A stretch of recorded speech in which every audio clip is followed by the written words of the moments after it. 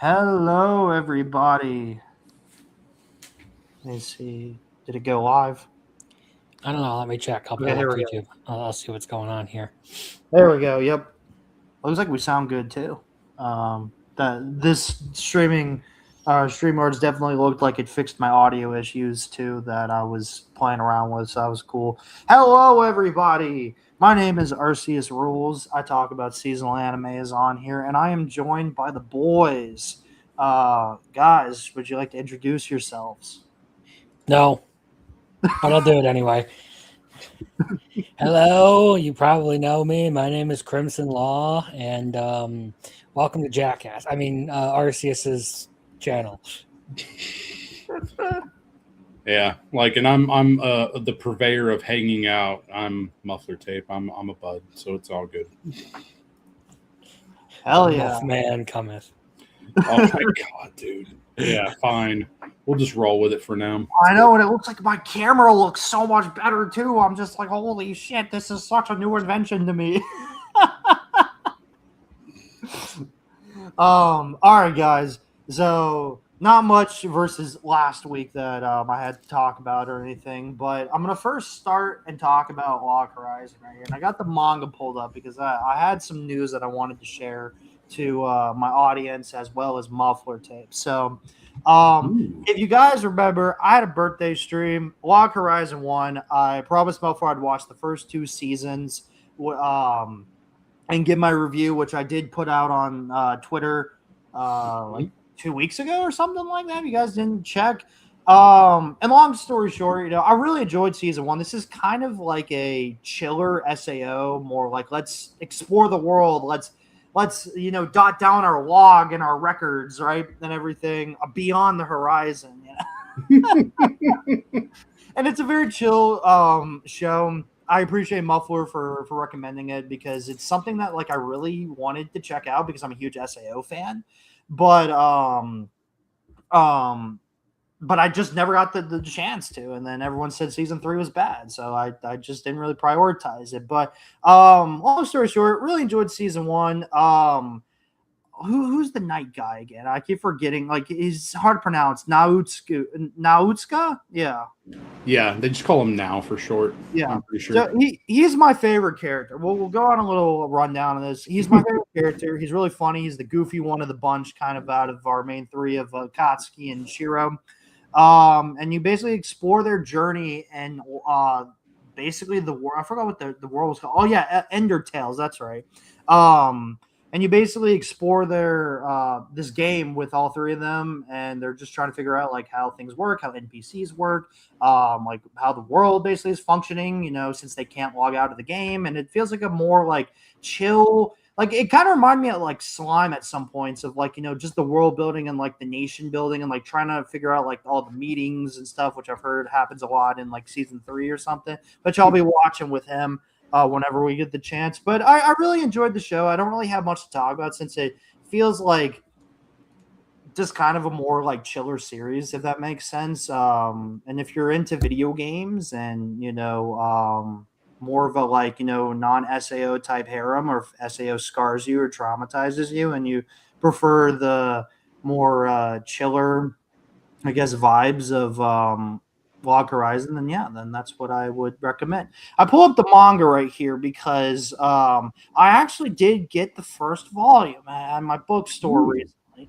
and I'm trying to find the light novels, but I started reading the manga with the volume that they did have of it, and I really enjoy it. Definitely, of course, things get cut, things get condensed and everything. But the art style is really good. The like, dude, like, holy shit, man! Like, I wish there was like some like panels I could like pull up online or something. But like, I really enjoy it, and I'm gonna search for the light novel, and I think I'm gonna start reading that. And while I'm getting caught up to season 3, I'm gonna see if I can get caught up to the light novels because this is definitely one that I like really interested me, and I'm gonna give it like a 7 out of 10. Not like my favorite like anime slash like manga that I've ever like read slash watched, but I think it's good. It's definitely a solid watch if the video game type era, like theme is like in your genre, and you want competent characters that are trying to explore a fantasy world, basically. But with that out of the way, if anyone would like any recommendations for the spin the wheel, now is the time, and we'll be doing that at the end of the stream. I would don't actually know have if to go in and you guys double check what I have on my watch list, or not my watch list, on my completion list to see if there's anything good that I would recommend here. Yeah. No, like I had some other ones for him already. Actually, yeah, that's My Little Monster. I want you to like watch more My Little Monster or whatever. So I would I would put that on the wheel. Since it seemed like you were interested in it, I was, yeah. That first episode was great, man. I enjoyed it. What is up, Jeremy Turner? You just missed the Log Horizon review. Go back later if you want to check that out. I'm stealing Biggles' night tonight since he decided to go off and be sick for some reason. What a dumbass. He gets sick a lot. I'm actually kind of worried about him. Yeah. Hey, man, you guys haven't hit 30 yet. Wait. Just wait. What is up, Rolo? Thanks for joining, my man. I never finished the Log Horizon. Well, me and Muffler say you do better. I mean, I haven't finished it either, technically, because the author got arrested for tax embezzlement and then went away. The series basically went away forever, and then it came back and it wasn't as good, So I'm not even up to date. Yeah, I'm probably gonna end up searching through here for a while. No, that's. Oh wait, I think I might have asked you this before, but have you ever watched Hyoka, Arceus? Hyoka. Hold on a second. While I'm searching that, Muffler, give me your opinions on Log Horizon while we're waiting real quick. Oh, sure. Yeah, man. So, you were doing a pretty good job of summarizing it. Log Horizon is a much more slice of life, and it had a lot of a different tone compared to SAO back in the day. So it really struck me in a different way, primarily, too, with Shiro being a much more intellectual character with how he approached a lot of different things. So I appreciated that aspect of the story.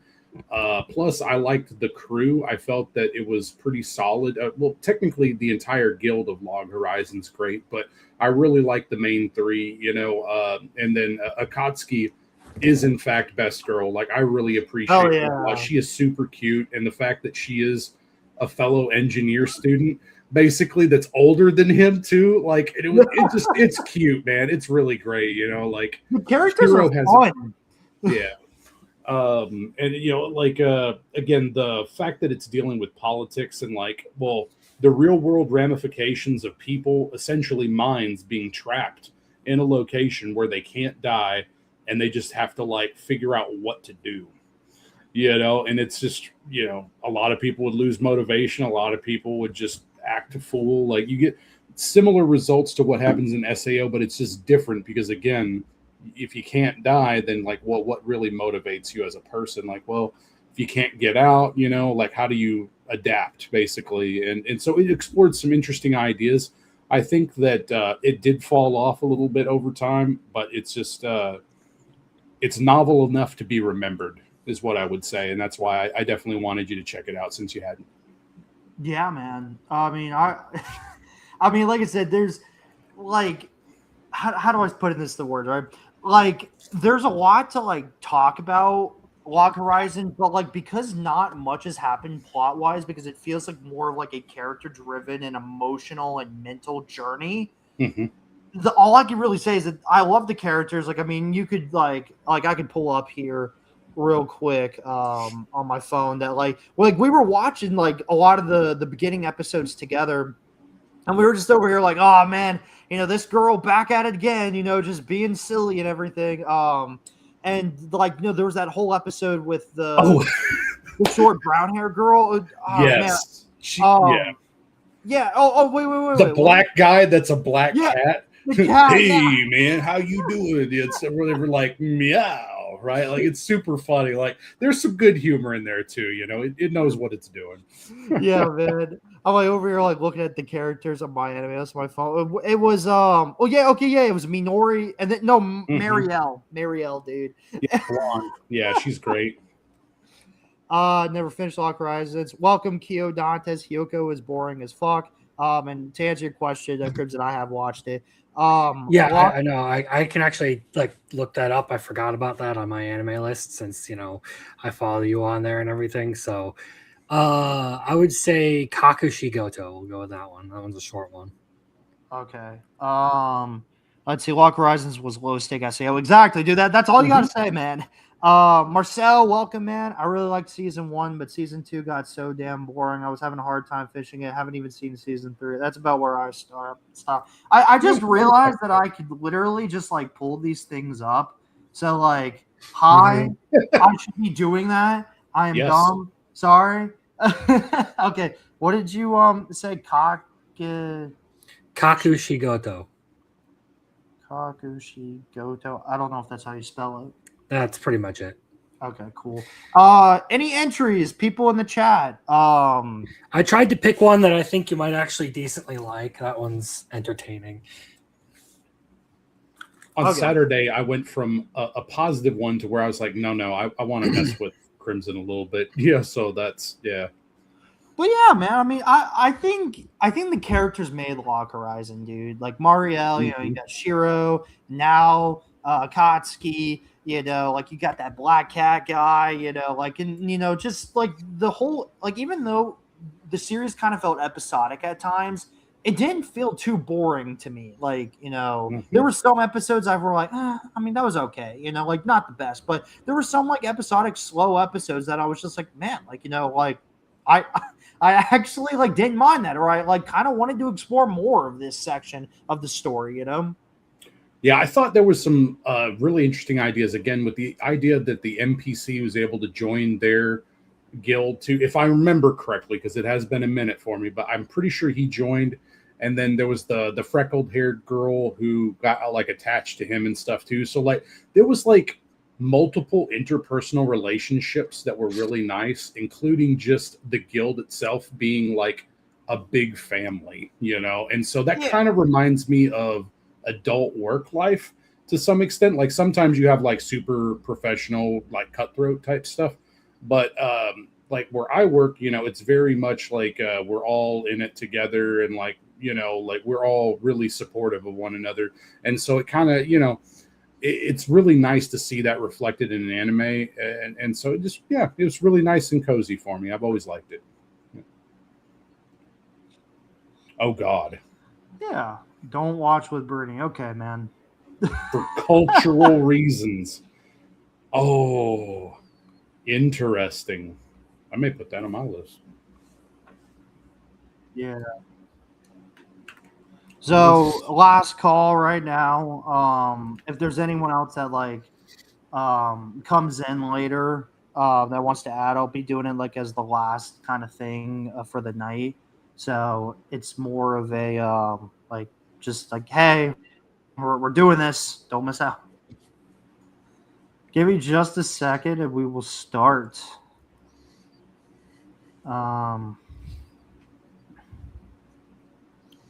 Okay, here we go. Ooh. So he wanted. Okay. There we go. Okay, awesome. Why? Does she not like ninjas or what? I don't know, man. Blue Giant or ID Invaded? Which one would you like me to put, Kyo?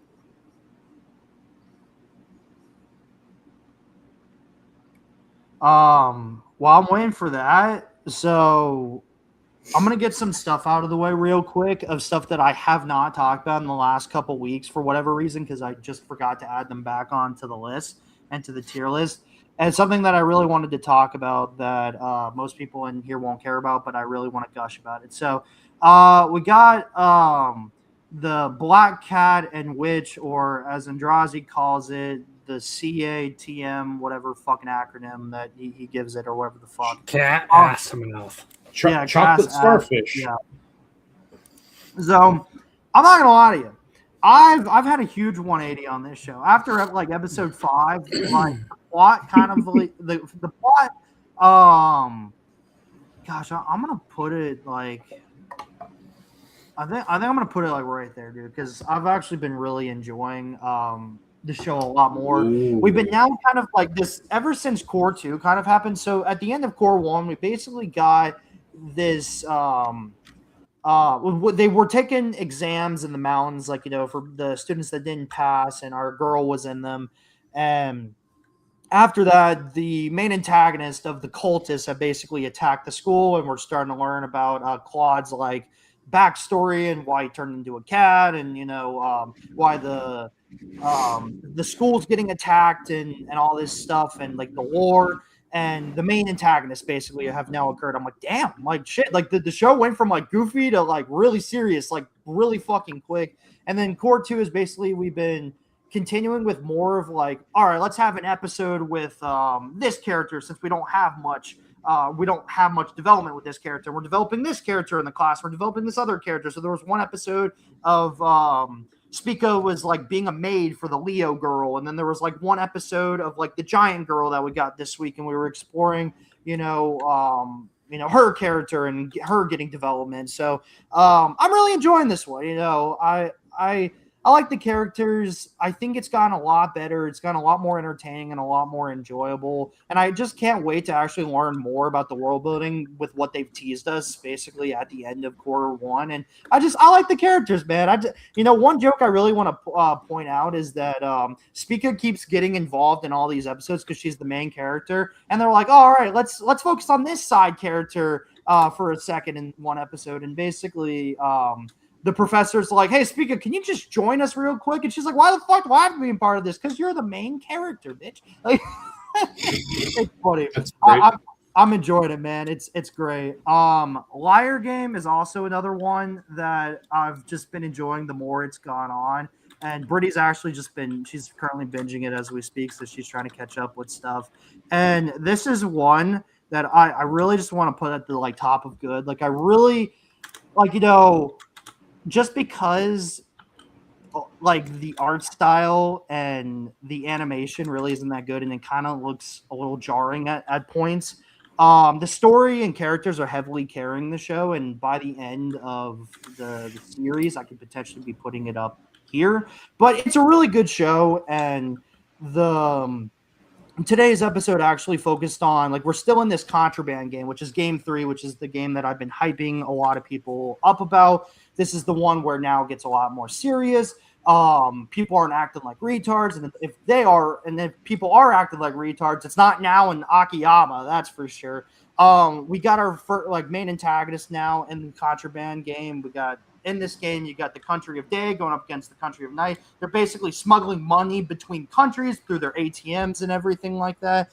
And it's just so good. Like, I'm so invested and entertained every week watching this to the point that I'm like, that's it? Like, I want more. Like, shit. Like, I want this game to be over, man. Like, I want more episodes. I'm really entertained by it, and I like the characters. And the game's getting very complex to the point that I've had, like, rewatch episodes or segments of episodes to understand fully of what, like, it's about. But I've really been enjoying it, and I do recommend for people that have been kind of, like, iffy about it. But, that's your choice if you... So do you want me to jump in? Sure, man. So first off, all right, with Black Cat, that is going to be the next one that I binge to get caught up on, because the only reason why I didn't do it yet is because it doesn't have a dub, Okay. So I was really limited on time the last couple days, right? And so there's that. But I don't know if you could tell that I changed my profile pic. Oh my gosh, bro. So what I've been binging is Liar Game the last day, okay? No! I have thoughts, and I'm going to talk to you for a second, all right? So game 2, all right, I finished game 2, all right? Akiyama, his backstory is in fact great. Very well written. He is a good character that is fucking carrying this series, okay? Like, yes. So it is great, all right? I love the twist at the end of game 2 as well, okay? I felt that was really solid. And now I'm sitting there going like, well, if I had a nickel for every show that, Arceus likes that has a blonde that's actually a dude, in it, I'd have 2 nickels, which is weird that I'd have 2, but, Oh yeah, the fucking trap, all right? Like, and the name is Fuku, or sorry, yeah, it's Fuku Naga, okay, which is something that could get you in trouble if you say it wrong, all right? I hate that character a lot, but I guess they get better based on some stuff I've seen. But so there was that downsizing game now pissed me off so bad because right at the start, it's like, okay, I'll trust the person that tried to lie and fuck everybody over the last episode. Okay.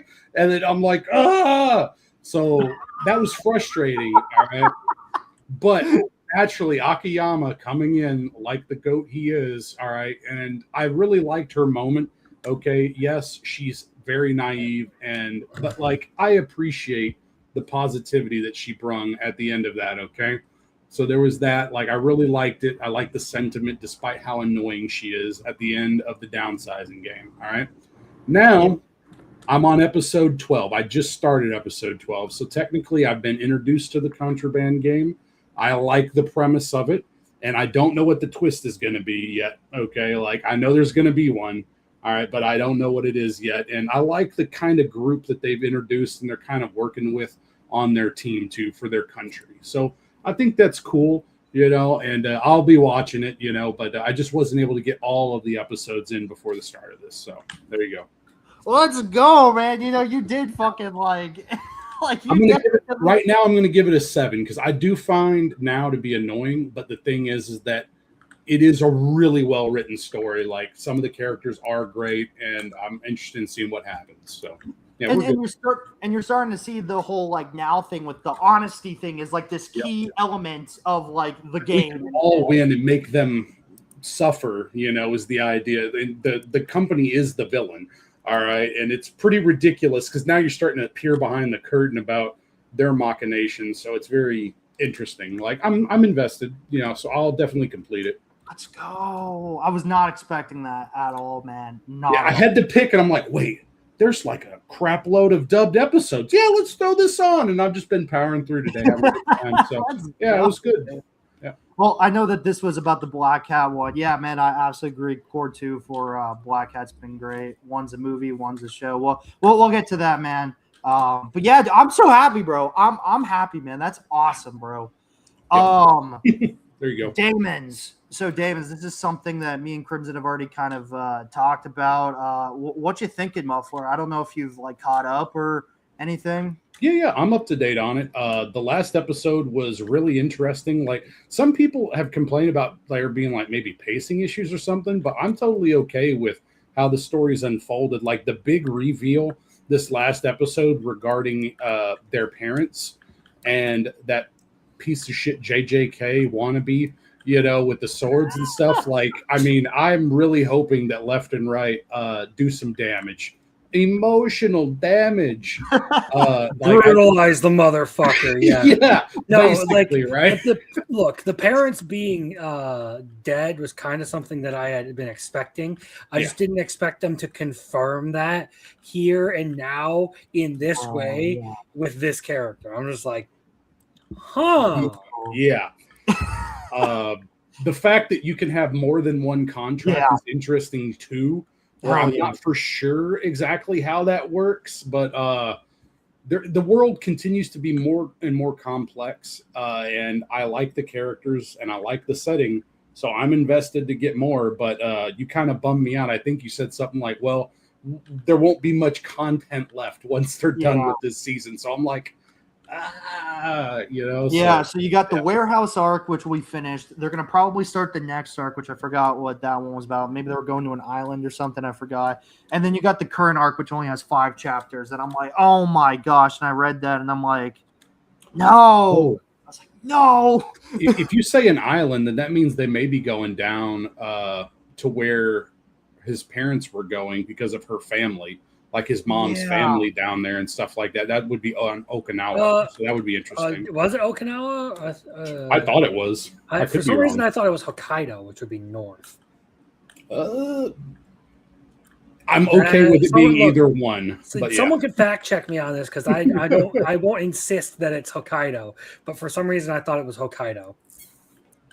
Let me take a look. Yeah, it's either Okinawa or Hokkaido. It's got to be one of the two, though. Okinawa, during a flight to Okinawa. Okay.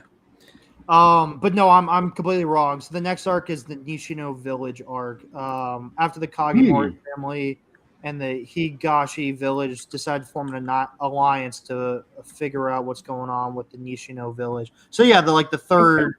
So there are more factions. Kind of figured that was going to happen.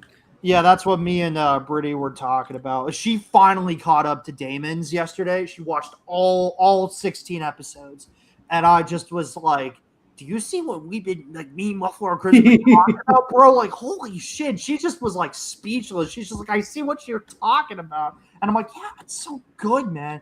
Well, there's something of like a vibe of like competency and storytelling that you can pick up on with a series within the first couple of episodes.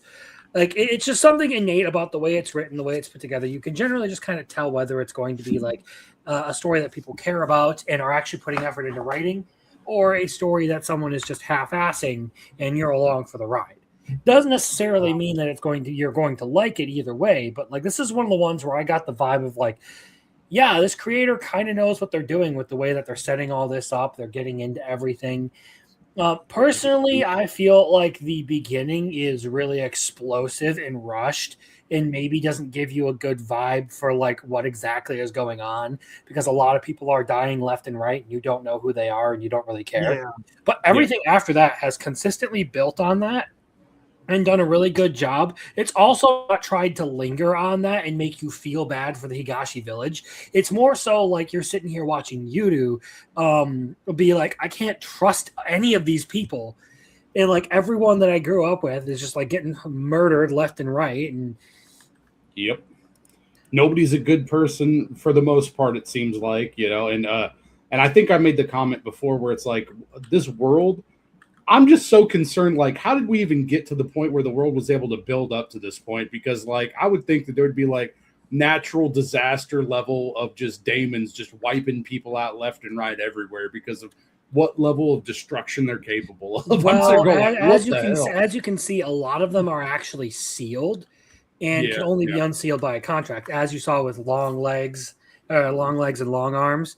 The only reason that they were unsealed was because Dara's half-brother unsealed them with a contract. Same with the daemons that belong to the dog. The only reason that they became active again was because they are bound by contract after the dog slipped off the edge of a cliff. Yep. Yeah. Which is a cool so we concept. Got Keo asking, does the blood smell confirm death or that they just cut them?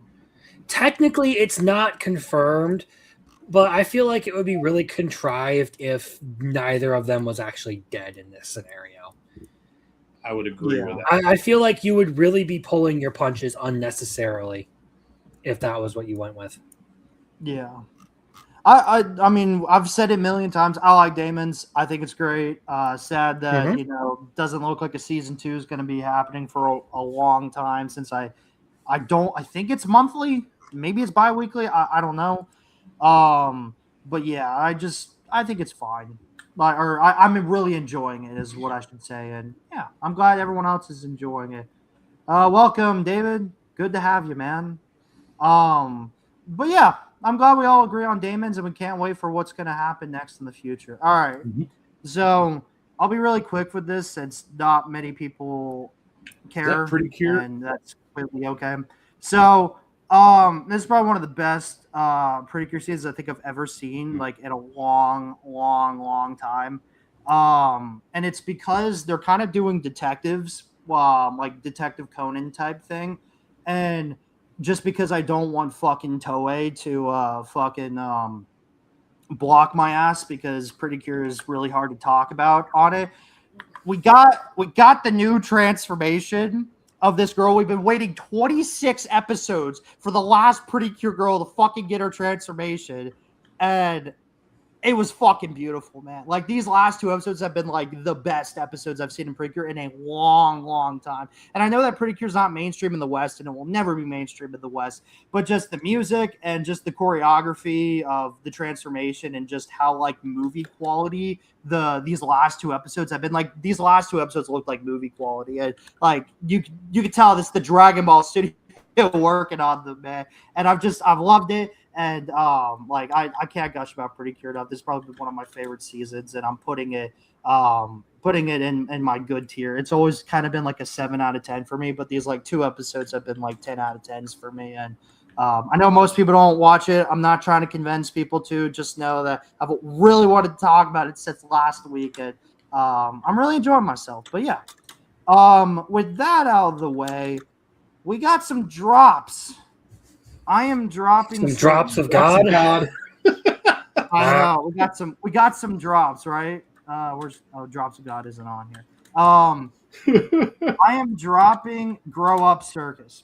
I thought I would give it more of a chance because it was dubbed weekly, and it's got a very big stacked lineup of English voice actors or actresses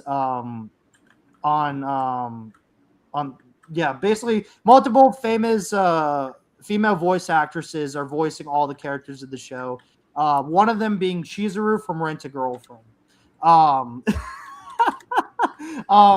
I don't care. Haven't really cared about the last 2 episodes, honestly. The animation looks great. A1 Pictures is doing such a great job animating it. I'm just not really much into circus stuff, and there's nothing compelling me more to watch it. So that's kind of the gist. I don't really enjoy it anymore. Mebius Dust is something I'm officially dropping as well. I kind of like the whole strategy game / high stakes games of it. I can't believe this is animated by Dogen Koba. The animation and art style is fucking ass. What?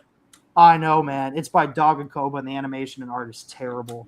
The games were what really were interesting me, and the characters are fine, but just not doing it much anymore for me. I'm bored.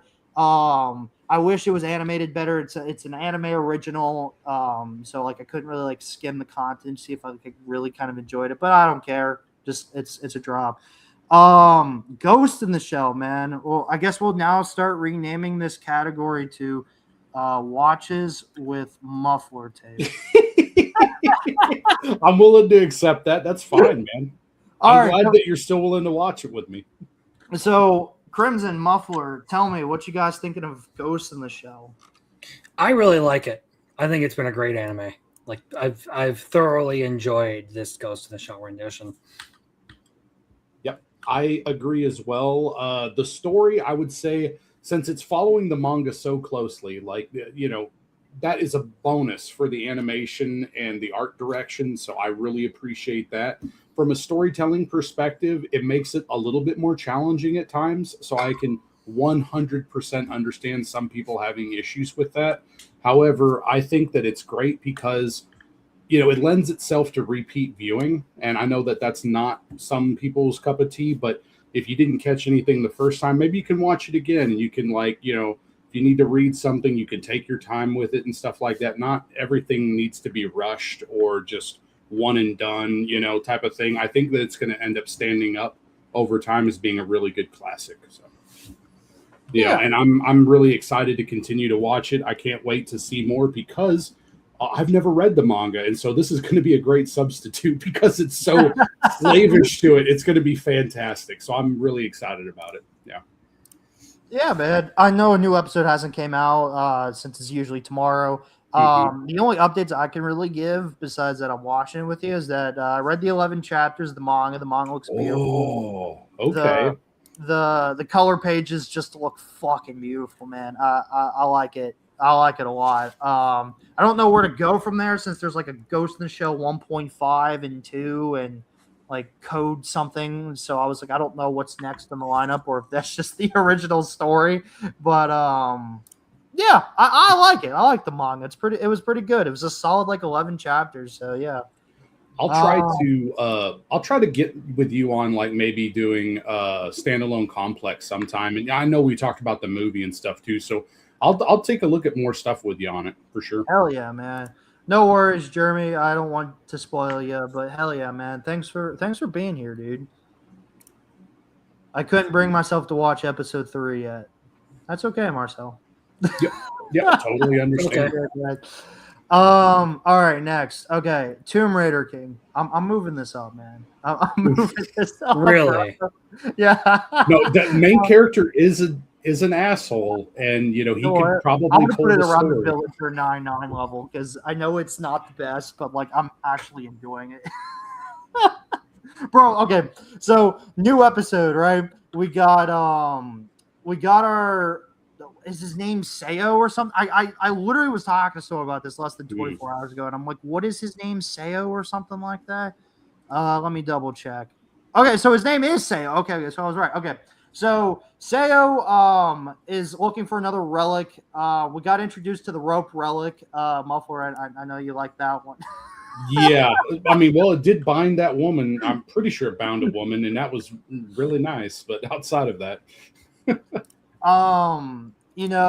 he basically left at like one of his like old coworkers, or the business he used to work for. One of the people that was also chasing the relics as well. Basically, he closed the tomb on him. yes. This dude will kill people, like straight up. Multiple people dead because of him. No remorse. Just it's wild. Suck. Bro, it's wild, man. Like what has sold me, like these last 2 episodes, man, have been more of just like, okay, he just did that. Okay, that's awesome, man. Like it's really entertaining to me. Is it mid? Yeah, but I enjoy it, dude. I keep telling everyone this, but in the episode when when that sushi girl was delivering sushi to him, and all those like people were like literally about to kill him behind the door, and then the sushi girl just slams the door, and they're like, wait, what? Why isn't she leaving? And then like she's just so attracted to him because he like looks like a K-pop idol dude or some shit that she's like obsessed with, and I'm like, this is funny. This is so dumb, but I love it. Like I'm entertained by it, is what I should say. So, and the animation looks good, man. Like. Yeah, I agree. I genuinely have no qualms with anyone, enjoying it or whatever. I'm just going to quietly sit here and laugh at you for watching generic soul leveling dungeon slop. Bro, it's better than soul leveling. It may actually be, but the problem is that like I'm not taking the time at the moment to like stop and read every little thing in the numbers slop anime, because that's what it is right now. I'm like, okay, okay, he has more character than Jinwoo for sure. Yeah, and I think that you could have a little bit more fun with the world, with them making contracts with objects, and those objects maybe having a personality and stuff too, so that lends it much better than just him until he gets like Sun Jin-woo, until he gets like his named shadows, right? I mean, his name shadows are the ones that have the most personality, and well, they're killing that personality in the anime, so that sucks. But so yeah, I think Tomb Raider King may end up being better in a lot of different ways. It just depends on how hype and how aura farming the aura moments are. Basically it, right? You know, Marcel, I don't technically disagree with that because Soul Leveling does look great. And I would agree that Soul Leveling's animation definitely looks a lot better than Tomb Raider's, but it's A1 Pictures, man. I don't know what you expect. But yeah, exactly. This has got the better story, man. Like the reason why I'm here and I'm gushing about it and putting it in this tier is because I'm having a good time, man. Like, yes, is it mid, as I've mentioned? Yeah. But like I'm really enjoying myself. The story seems to like go like it seems like it's going somewhere, which is why I'm like, you know what? I'm invested in this. Let's see where we're going. And I'm just in love with the main character. He's such an asshole, and I just love that he's an asshole. It's great. It's very refreshing, man. I love it. No, I gotta check on something real quick because I'm pretty sure I got beef with A1. Nope, never mind. I do not. Moving on. Okay. Rich Girl Caretaker is something that I undropped last week because Best Girl Narika came, and I'm sticking it out for her. Now, I gotta say, this was definitely a weaker episode compared to 3, though. So I'm over here like teetering, and I'm still gonna keep it still in this okay category. I enjoy watching this show somewhat, but like, dude, some of the characters and the like and the plot just is kind of retarded.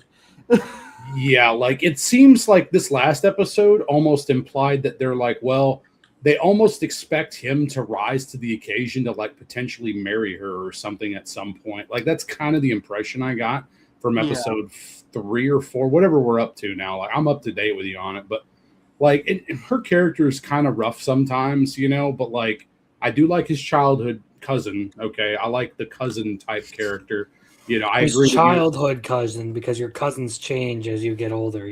Well, I mean, like she's his childhood friend and cousin. What do you want from me? Okay, but she's cute, and I agree, she is best girl. Okay, but yeah, man, it's I'm going to continue watching it too, but there are characters I have problems with. The blonde, especially, I detest a lot.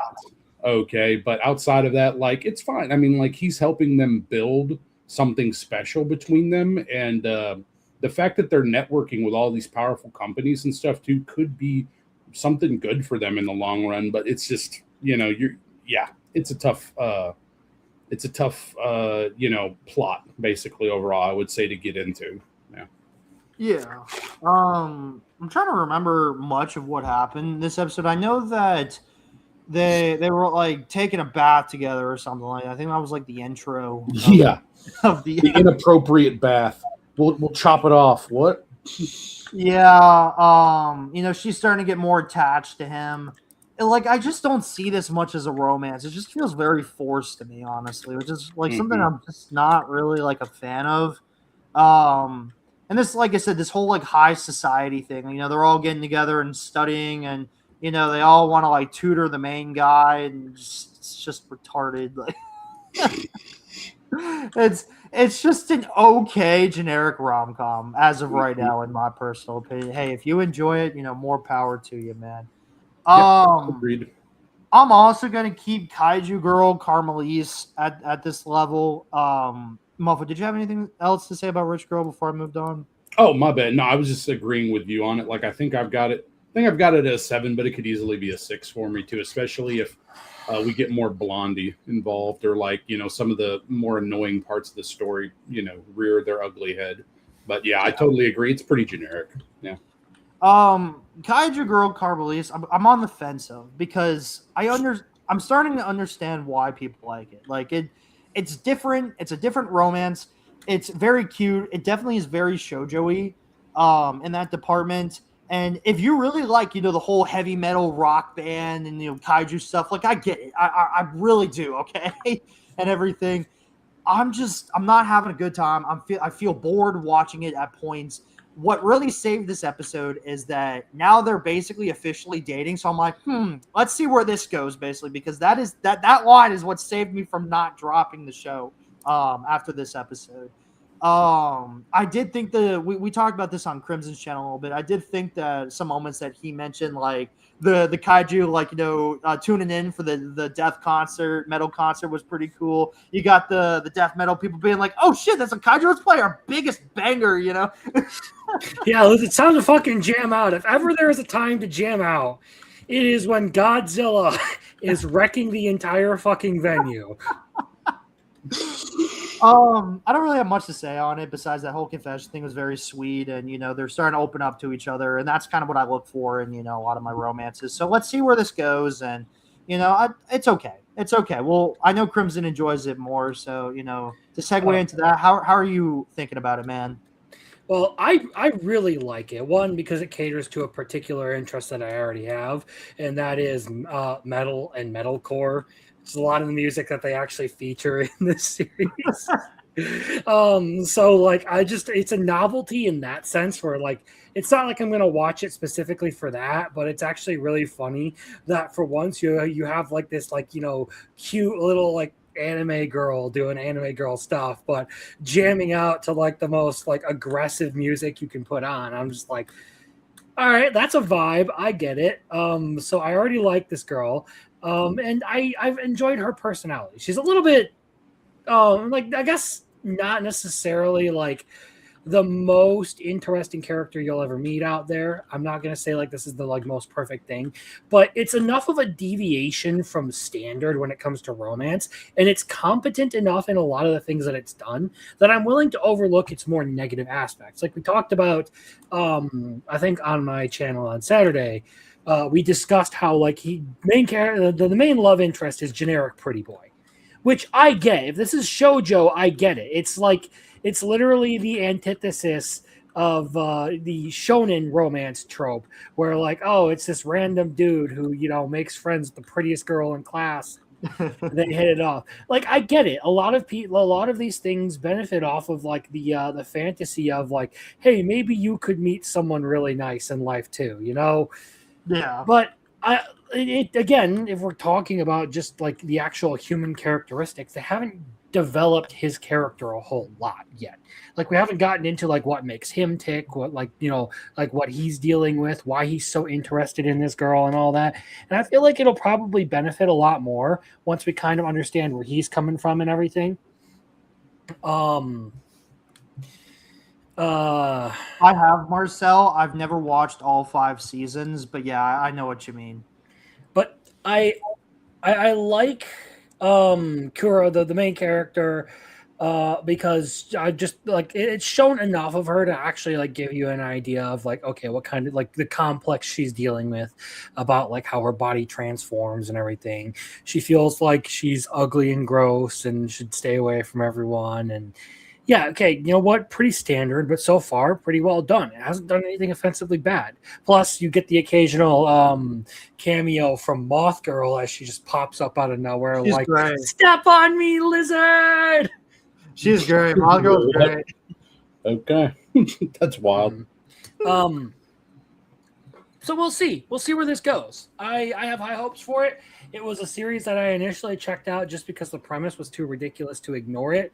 And I ended up actually thinking it was pretty good. So, hell yeah, man. Moth Girl is best girl, but to segue off of something that's not that like this isn't the worst anime this season that I'm watching right now. I'm moving this down, dude, and I'm gonna give this one more episode, and we'll see if I drop this. But and you didn't watch Kaiju Girl, did you, Muffler?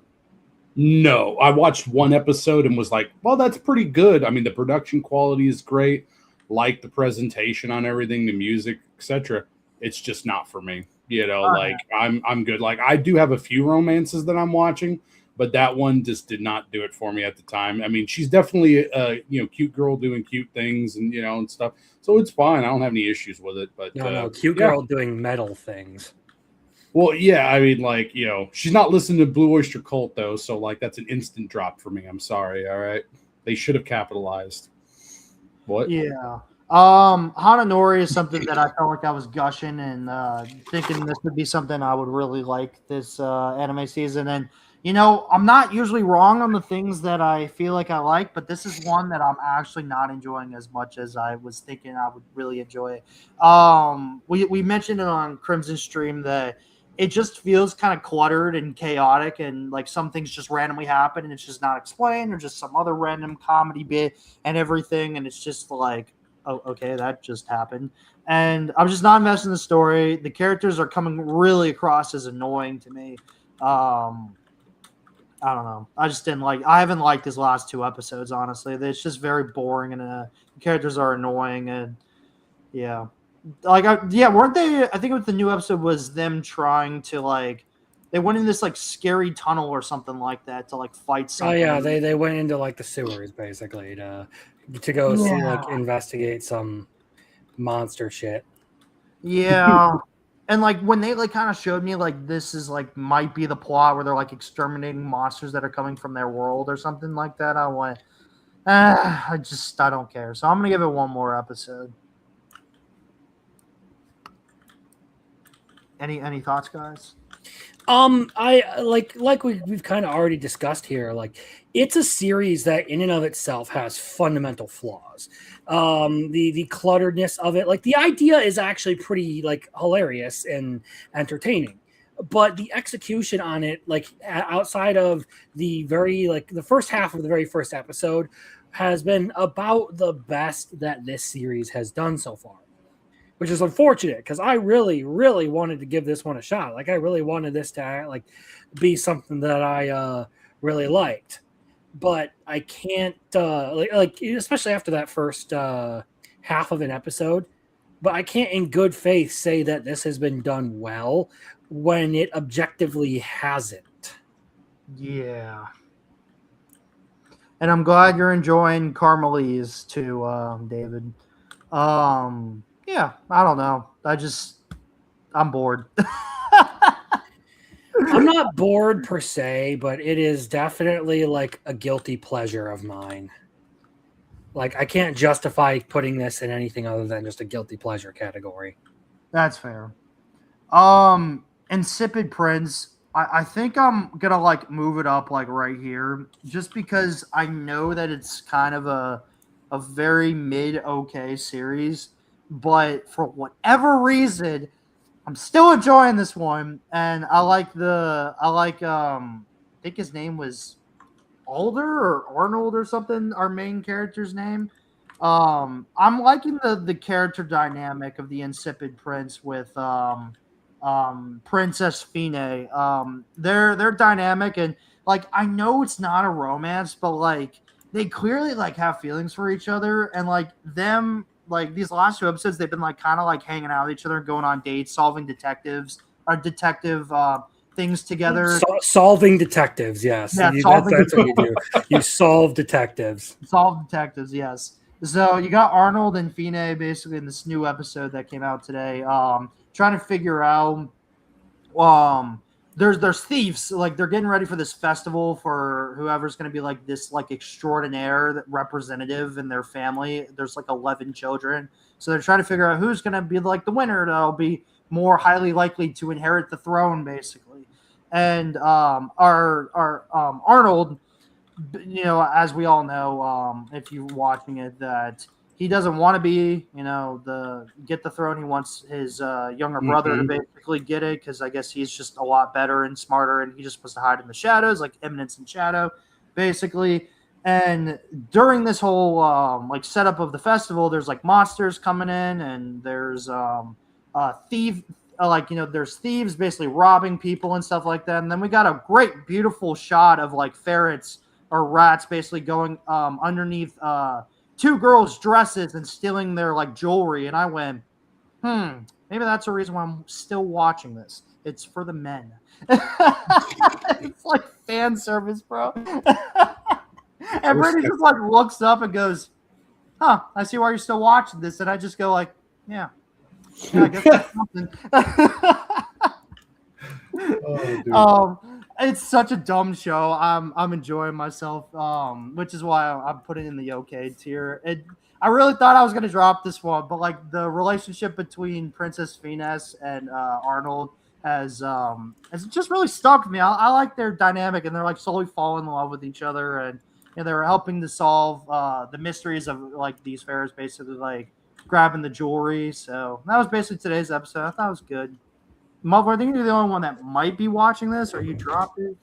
Yeah, I think I pretty much have it dropped at this point. Like, I mean, it wasn't what I was expecting going in, because I was almost expecting like some type of like political / you know, like some type of nation building thing, essentially, you know, where you're trying to install your brother and stuff, right? And it's doing some of that, but it seemed like it's really, really focused on that love story that's not a love story, I guess, you know, the way you've been talking about it. And it, like, he just seems like a really good guy, and she seems like a really good girl, and they're just really nice.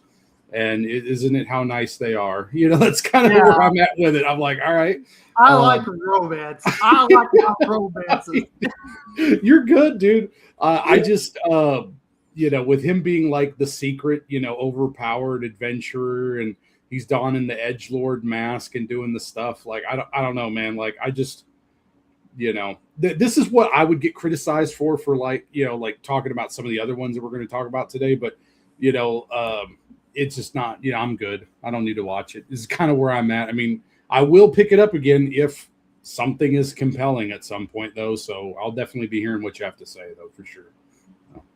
Yeah, I think it's so interesting because Brittany's like, I had no idea you were watching this show. She's like, I don't even know what it is. And I said, yeah, because I haven't been chatting about it. There's a couple of shows that she doesn't even know that I'm watching. And she just found out today because I was watching them in front of her. And she's just like, you're watching this? Like, literally right after that dress shot of the rats, she literally just tuned in for the rest of the episode. And I'm like, are you going to watch this? Like, because I'm like, I'm not recommending it over here. It's pretty mid. Unless you really like are like, oh, I kind of like this romance dynamic, then yeah, like, no, I'm not going to recommend this, dude. Like, you know, Biggles can gush about it and recommend it to everyone. No, dude, this is something that you can totally skip. Like, this is just something I've been enjoying by myself. So, yeah, for sure, I get that vibe. And I don't think Crimson's watching it, so I can move on. I don't think he's watching the next one either. I'm putting this at the very end of good. This show also, like, dude, there's so like, God. no, not that one. That's the oh, my bad. Okay, so I think I'm starting to get back into trash isekais and fantasies now. So this from overshadowed to overpowered feels like it's taking a different approach when it comes to the fantasy / isekai genre, because like I'm watching these last two episodes, right? I'm like, man, I'm actually like really enjoying myself. Even though it's like as cliche as it could be, right? So we got the new episode, right? Have you've seen it, Muffler, right? Wait, which one is this? From overshadowed to overpowered. Yes, I think I'm caught up on it. Yeah, like I'm trying to remember. I think I had some choice words, like where I did not like one episode, but then I liked the other one or something. So yeah, go ahead and shoot, and I'll add. Okay, so the new episode basically focused on what? I remembered. No, yeah, you go. I got you. Okay, so the new episode basically focused on Eftol, I think that was his name. The lightning god, you know, that got basically reincarnated again. And Anastasia, I forgot how they pronounced it, but focuses on them basically like acing the academy entry exam and taking testing, like enrolling into the academy. And then we got Merlin back, who's like over 400 years old now. She's looking like a fucking MILF, dude. So like give me that milk. And you know, all the girls are like now offering their pussy to him because like, he's so fucking strong, man. He's such a great guy. Like, oh god. Legitimately for the MILF pussy, okay, you should give this a shot, all right? But it could be a Sid Kagano, which is why I'm a little pissed off at the series, okay? Because he is trying to avoid the hounding of this MILF that wants him big time, all right? And it's just like, do it! What are you doing, retard? But anyway. Muffler's out here at like the local grocery store looking for MILF milk every time. Bro. But it's elf milk with platinum hair, okay? Like, you know, I'm just saying, man, come on, bro. This may surprise you, but there are more important things to literally any show out there than titties. But that's your type, though. Elves. Yeah, elves that are platinum haired. I'm still really not interested in watching another series on top of what I already have. Okay, well, I was just trying to make a joke. My bad, buddy. These last two episodes have been really fun and compelling to me, and that's kind of like a big like thing of like, you know, I've talked to several people on like, if I'm enjoying myself, that's a good thing. You know, yes, it can be objectively trash, but hey, as long as I love it, then like, who cares what people think, right? Right, Muffler, right, Crimson, like. Yep. Pretty much. I've got more than one guilty pleasure on here probably, so yeah. So, like, yeah, I'd probably put this in the guilty pleasure category. But, dude, when Merlin just, like, smacks the paper down, like, you know, when, like, all the girls are just flirting with him and you got Anastasia basically being like, but I met him first. Like, or when she shoves his face in her tits too, like multiple times. Like, bro, come on, man. We're distantly related, you know. So it's like, okay, all right. And what I've really enjoyed about these episodes is like, you know, even though it's very illogical and like nothing, like everything that's happening like would not like actually happen IRL and everything. That's why it's a fantasy. Mm-hmm. I like that our main character actually objectively like thinks, like, you know, he thinks about like, should I tell her this? Should I do this? Should I make up some fucking story, which is what he tends to do, about how he's basically a secret love child of the thunder god and some woman basically. And I'm just like, bro, this. Oh my gosh, man. I did not realize I'm like laughing as much as I am when watching this show. But I like Eftal as a character, and I honestly think comparing him to most like fantasy protagonists, I think he's actually pretty smart. And it really helps that, you know, he's got his like old self basically like helping him out and like knowing this magic. And I think you and I talked about this, Muffler, about how he like, you know, there's like a theory I'm thinking of where magicians must have gone lazy over these 400 years after he reincarnated, and because perfected, well, because of the research where it's like, oh, well, you have these affinities, so they were just like, okay, and so I think that's part of the reason why they have laziness was because of that whole affinity thing, and they were like, well, we don't really have to try to work hard at magic and like, you know, refine it in some capacity. Yeah, exactly. So even though he perfected basically all his magic skills, which is why he's overpowered, it's just like it's that like, you know, kind of like they're explaining the story, and I'm like, okay, that makes sense. Like it doesn't feel like there's plot holes in this, and I appreciate that for something that probably would have plot holes such as a generic fantasy like this. So yeah, I'm enjoying it, man. Yeah, I agree. It's fun. It's definitely rough sometimes because every time he gives me a flashback to Sid or something like that with his behavior, it's grating to me. But outside of that, it's fine. You know, like, yeah, it's definitely a slop that I'm willing to consume.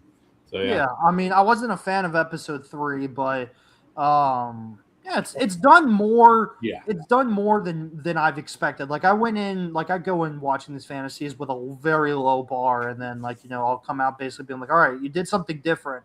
You got my attention for now, right? So, yep.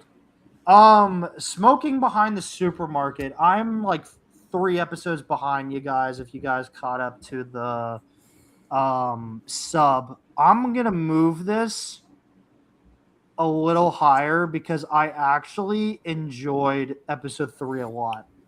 Nice. So in episode 3, we basically got, we got the boss. We got the boss of the supermarket finally, and she's, you know, over here like warn, like, you know, Sasuke basically, you know, meets the boss, you know, behind the supermarket, and he's like, oh, like, you know, there's some misunderstanding. She's like, I'm gonna call the police on you and everything. I'm like, okay, that's pretty funny. I actually am starting to understand the vibes of this series now, man. It's very chill, comes off very like relaxing office worker setting, you know, someone that's just, you know, like you just like had a very like grueling and like hard day, and you're just like, you know what, let's watch some guy smoke behind the supermarket with a 24-year-old girl, right? And like I feel the vibe now. Like I feel the vibe now. I think I was a little like harsh on it when I first like watched it. So like I'm glad that I'm watching it dubbed. The dub voice actors are so like soothing. Like I don't know how else to like put it. It just I feel like man, my blood pressure just like went down like 100, you know?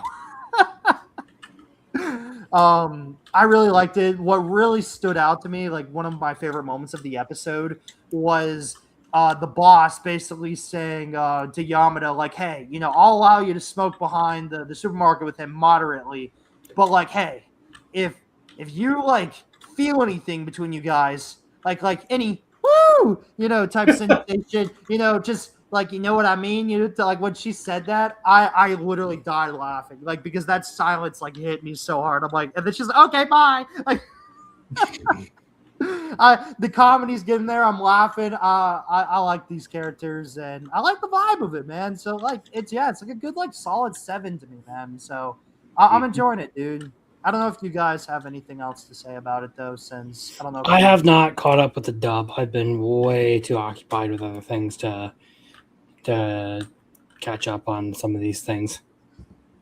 Yeah, on my end, I've watched all 6 episodes subbed, and then I've been trying to watch the dub. I think I'm caught up on it more or less, but I think what's going to happen is I'm going to end up binging it too again at the end of the season too, because like I do enjoy the series quite a bit.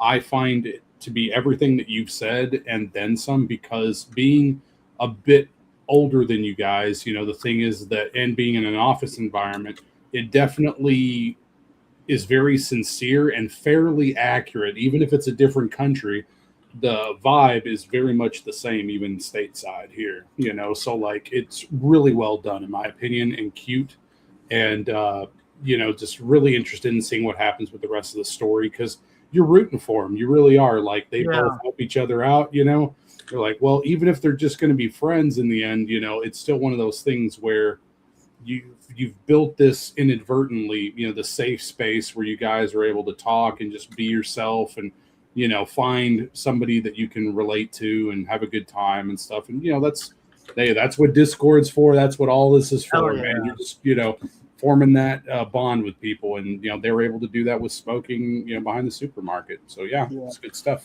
I think something that helped me fix the series kind of for me, because it was something I was complaining about in the beginning, was I love that the boss was like, really, Yamada Tamaya, really, he's the only stupid person that would fall for that. Like, thank you man.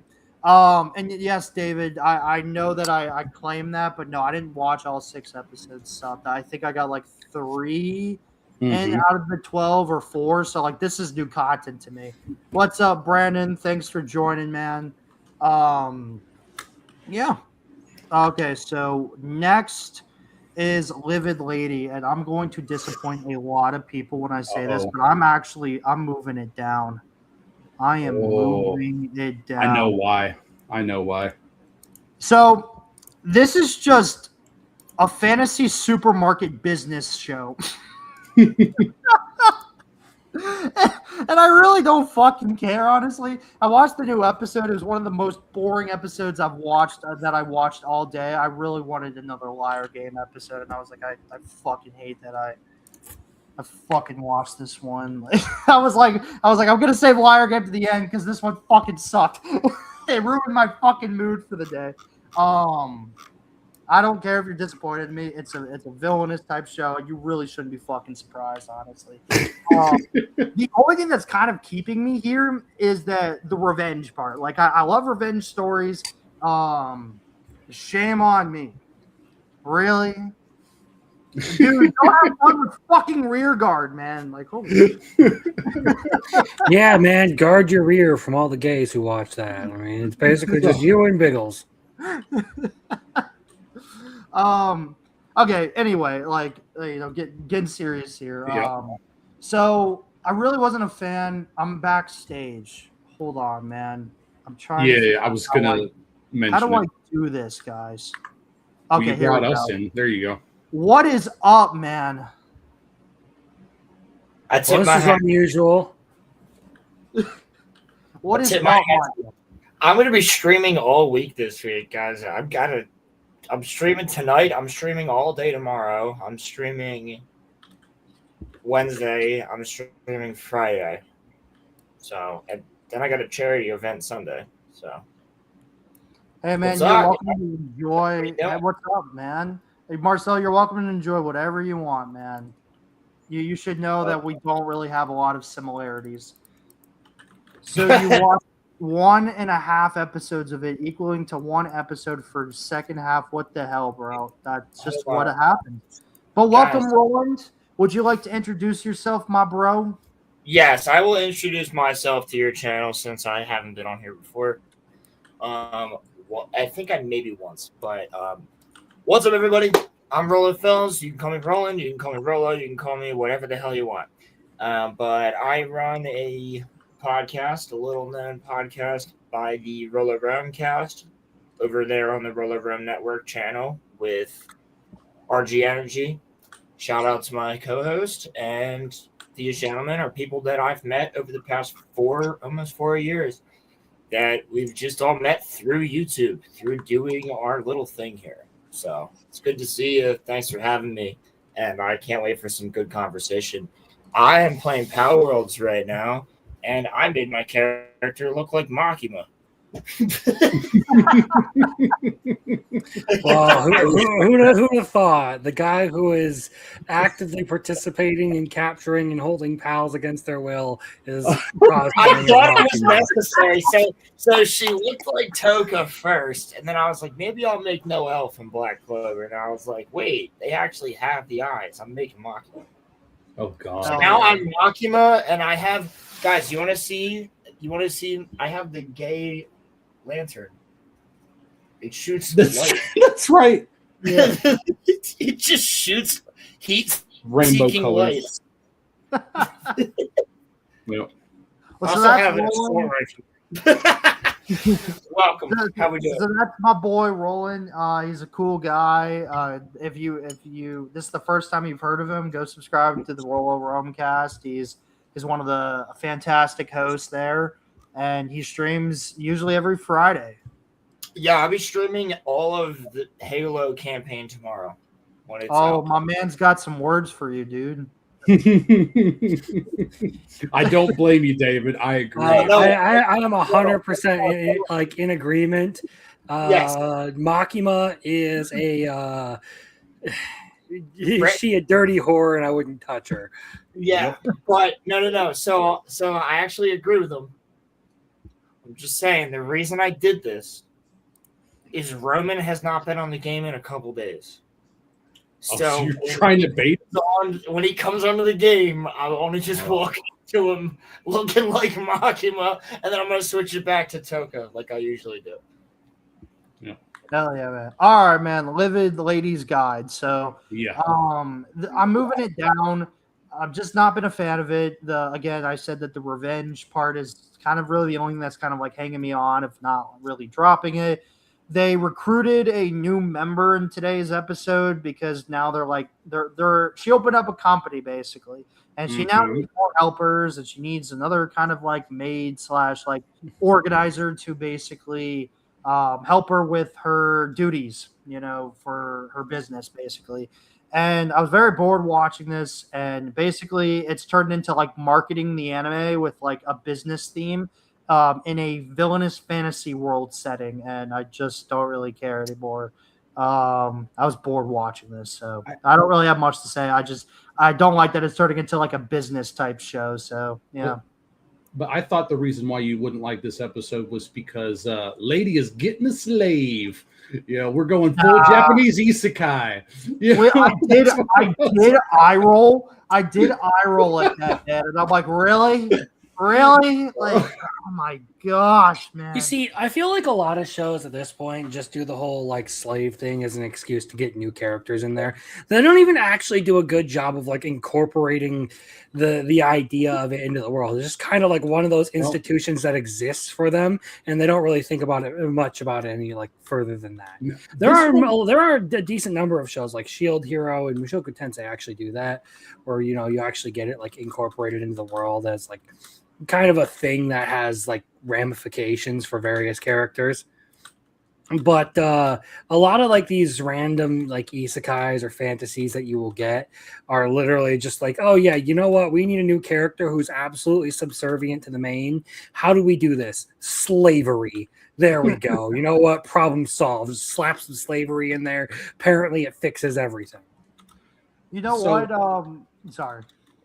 I was going to just comment that like this one does talk about it a little bit more in depth than many others, because there was like multiple locations where they could go, and there's different circumstances for different people. And, she went to like, it gave me the impression of like a slave harem in the Labyrinth of Another World. It gave me that impression where she goes to this like establishment of high repute, like they're like, well, they're the best of the best and stuff, right? Goes in there and purchases little Misha, a cat girl in there and stuff, right? But like it's probably more on the generic side, but it does seem to have something going with regards to the whole slavery aspect. So I totally respect that, though it gets way overplayed. Yeah. Anyway, I did realize that I glossed over both Black Torch and Trapped in a Dating Sim, so I'm going to go back to that for a second. Trapped in a Dating Sim, I don't know, man. I'm not really enjoying it. Did it have a better episode? Yes. But this is like one of the weakest seasons. This is like the weakest, like. Are we still on the episode where like the last thing that happened is they framed him for treason? Yes. Okay, so it's really funny to me that like I enjoyed a lot of the resolution to the last little thing they did with like Kyle's mom and everything. And then my entire like building enthusiasm based on all of that was quashed right when they went back to like the generic like Yomu Mishima style of storytelling there. And it's like, oh, you know what? We're gonna drag him back down and like frame him for trying to like kill the king or some shit. Yeah. So not to like be a broken or not a broken record, but not to like, go on and on about this. I agree with Crimson. I think the stuff with Kyle's mom was it was done well.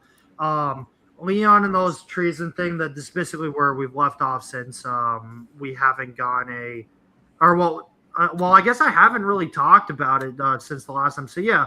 So Leon got framed at the end of the episode. We got the whole thing with Yumeria getting no, you're good, Ed. Yumeria basically gonna go get a job at Leon's family's manor, and it's just okay, man. Like again, I've said it multiple times. This is just a downgrade season 2. It's my fucking Ingai. They fuck up everything besides Medalist. So like, poor Konosuba, man. Like this. Yeah, here goes one of my top favorite anime. Yep, got the rest of the bottle right here. You're gonna. Yeah, I don't really have much to say. I'm very disappointed on Dating Sim, and I'll probably finish the season unless it really becomes too unbearable. Hate the art style. I've said that multiple times. They're just okay episodes. Not much to say. Black Torch is also something that I'm on kind of the verge to drop as well. Me and Crimson kind of complained about it on Saturday night. I think after he saw that I was comfortable complaining about it, he became more comfortable complaining about it because we just kept going back and forth. Which one are we talking about here? Black Torch. Oh, Black Torch. Yeah, well, like I enjoy it, but like every time like I've heard someone talk about, like I posted the video I made on it in another Discord, and someone was like, "Oh man, I really like that one." And I'm just like, why? Yeah. Well, because the main character punches bad guys really hard. That's quite literally what they told me.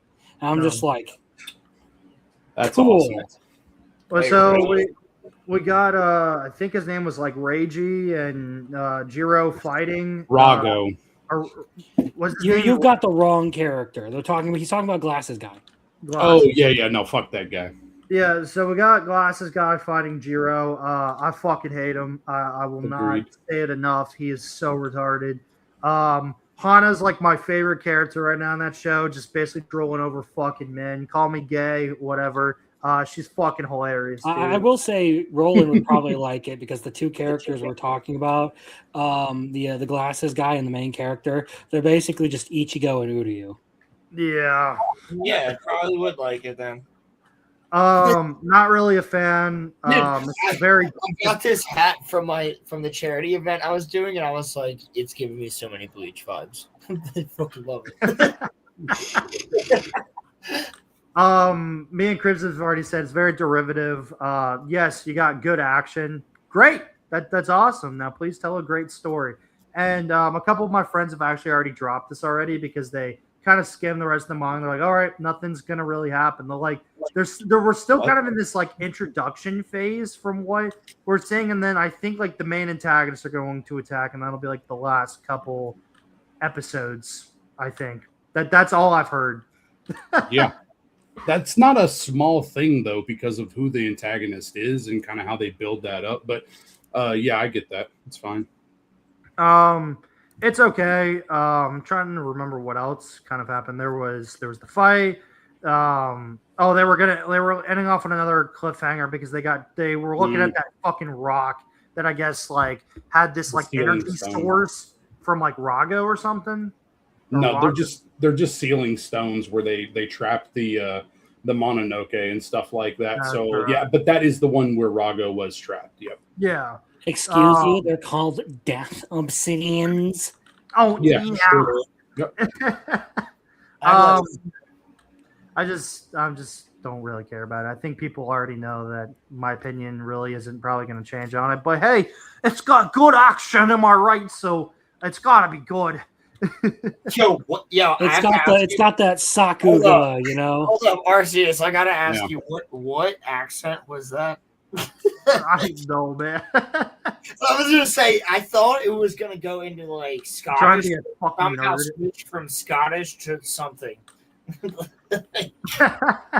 Hey, if you like Naruto meets Bleach meets Jujutsu Kaisen, Chainsaw Man, Togenaki, and God of High School, then here you go. This is the anime for you, man. Literally can't catch a break. Literally, like no, it's cool. Even when I'm on the stream, I'm just getting dick punches repeatedly. It's cool. It's cool. Why are you taking this personally? You don't have to take this personally, but you are. Well, no, I meant that as a joke. You know, I know you guys aren't attacking me, but I do like the series. I'll say it's a guilty pleasure of mine if we're gonna say it's that bad as a series. But like, no, it's totally fine. I like Rago. I like the interactions with the main character in Rago because it's a novel concept compared to even like Naruto. Because you know, like you don't get them, like you have to go to like a special plane in order for them to like talk to each other and stuff, or it's inside them. You know, like. I think it's a cool idea, you know, and outside of that, I hate to break it to you, but once they actually start using the tail beast form, Kurama talks to him in the physical world. I watched all of the series. Like, so when does that happen? That happens during the 4th Great Ninja War. Okay, that's when I started checking out because it was after the part that I liked the most, so that makes sense. Yeah, it was 4th Great Ninja War. It's when Naruto, it's right after Madara uses Susanoo for the first time, and then Naruto has to use that. It forces Naruto to use Kurama against him for a little bit. Either way, no. So I think there's a little bit of a thing here. I don't necessarily think that the show is bad. It just isn't necessarily like innovating. It's not doing anything original. So it's hard to give it a lot of marks, but it's not offensive.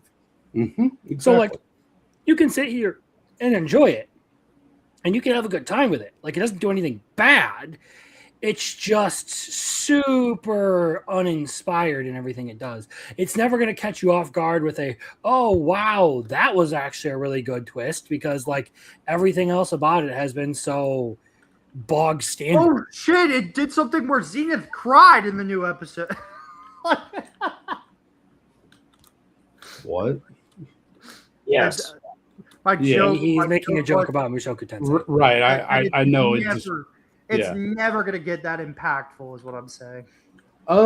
Yeah, I mean, for the most part, yeah. Like, if anything, it would come from the redhead regarding her mother and her family. Like, everything else is pretty generic shonen. But yeah, you know, it is what it is. Regardless, the super obvious, my parents were killed in the line of action plot line that's happening there. Yeah, I mean, she was turned to stone, but yeah, I mean, well, regardless, more or less. Everyone knows I'm not really a big shonen guy. That may be a big reason. But yeah, it's just my opinion. Not my genre. So yeah, it's like a 6 or a 7 for me. So I'm not gonna defend it too hard. I mean, it is what it is. But I like the manga, so it's good. Hey, bro, I know you haven't gotten to talk a lot about it. So if you had any finishing thoughts. I mean, that's primarily it. Like, I mean, like the author, he seemed like he was like maybe a younger guy that was just like really enthusiastic about ninjas, and he wanted to make a story about ninjas.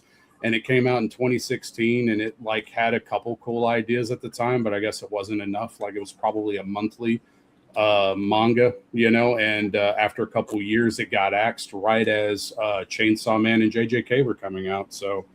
You know, that was the way that went. As far as what it's doing, like, yeah, I mean, I like some of the world building that it can put forth, but like, you know, the initial arc is all about the Mononoke and about like dealing with Rago's past. But then once we get past that, if it's popular enough, it could be interesting. Otherwise, I think that this is like Again, probably a 6 or 7, just depending on how they adapt the material. And we won't know if they're going to do anything else unless it is really popular. So it is what it is. I mean, I like it more than Togenanki, but the thing is that I'm not a big shonen guy either. I won't glaze many shonens, like unless it's Don, or unless it's like Chainsaw Man or something. I'm not going to bend over backwards to tell people they're retarded for not liking it. So yeah, man. All right. That leads us into Villager 99, which we're going to God. I may move this up a little bit, but it's gonna stay in the same tier list. Listen, man, I can't reiterate enough. If it's not for you, that's fair. I'm not gonna vouch for it. But I am really enjoying this anime. And bro, he's going to kill God, man. He's gonna challenge God, man. This is so fucking cool. Like I really enjoyed this yeah. Wow, another protagonist gonna fight God. This is so cool, so original. Hey, my protagonist is fighting God right now too. Hey, hold on. I'm not talking about your protagonist. I'm talking about this protagonist, okay? I'm just saying, like, there are cool series that have done this. I don't care that he's gonna go fight God. Ichigo is fighting God too. Oh my God, you dense motherfucker! I already said I don't care. All right, JD. I already said it doesn't matter to me what Ichigo does. We're talking about a completely different series here. I know that you said another though. That's why I thought you were throwing shade at me because you always fuck with me on my own show. It is plausible that you fuck with me on Arceus' show as well. Yes, it's going to happen. Fight. Profile picture's crazy every time. Banana Okuda-san. So in the new episode, we basically have competent A-rank party and jack of all trades hero party that actually will talk to the main character, not fight him and kill him over misunderstandings and kicking him out of the party for dumb reasons. So I'm really appreciative of that. I like it when people can set aside their fucking differences and actually be like, you know what, man, we'll actually help you because you're a good guy. And we realize that we were fucking misunderstanding you and we would love to fucking have you on our side. And it's like, awesome, great, thanks. So we got the Demon Lord General that controlled the Demon Lord through like a fucking mech and everything in this fight with monsters and everything in the new episode. Well, we had our boy basically over and over punching the same thing, and it didn't do anything. And over time, he basically just went Super Saiyan, fucking killed the thing, which was awesome, and it was cool, and I enjoyed it. We got to see the Demon King's daughter reunite with the Demon King, and the Demon King basically say, "Why are you fucking doing this?" Gave the main character an ultimatum of like, "Hey, listen, man, if you got all these questions about reality, like." Why are you asking, why is he the hero? Why does the stats only go up to level 999? They're just like asking all these questions that the viewers basically had since episode 1. Why did Japan turn into 80% of this? Basically magic and fantasy and everything like that. Well, go ask fucking God. There's only 2 ways to do that, though. You kill the Demon King. He's like, fuck no. Second, you get the treasure chest in that guild you were eyeing in episode 1. I'll fucking do it. Let's build a fucking casino. It's so fucking great, man. I love it, dude. It's so fun. The action's great. Yeah, I really think people are missing out. This is like one of my like guilty pleasures and hidden gems for the season. Absolutely. Muffle, what do you think, my man? What I think is that the first couple episodes, like the moment the whole Demon King thing was introduced, I was like, this is kind of not for me at the moment. But again, it's trash fantasy, not trash isekai in this instance. But I don't know, man. I mean, like, I'm willing to look at it maybe at some point in the future, but it's not going to be right now. It'll probably be a binge maybe closer to the end of the season. But yeah, man, I mean, I'll have to rely on what you're saying. And if it still seems interesting, I mean, because this seems like it's pretty random based on what you're saying, like lots of things all over the place, you know, like in a fun way, basically is what I'm gathering from it. So yeah, it may be worth a watch. Yeah. I mean, would I pressure people to watch it? Like, jack of all trades? Fuck no. But yeah, Crimson, you better fucking watch that shit. Yeah, in your dreams, fat man. Jokes aside, I'm really enjoying this one. It's definitely like probably like my biggest guilty pleasure this season. I really enjoy this show, and yeah, can't wait for Wednesday's episode. Talked about Tomb Raider, Magi Lumiere. I know this is something that Crimson and I watch, and I'm actually gonna. I think I'm gonna move it up like right here, man, because I think if there's a time to move it up with the last couple of episodes, this would be it. Yeah, I really like this show.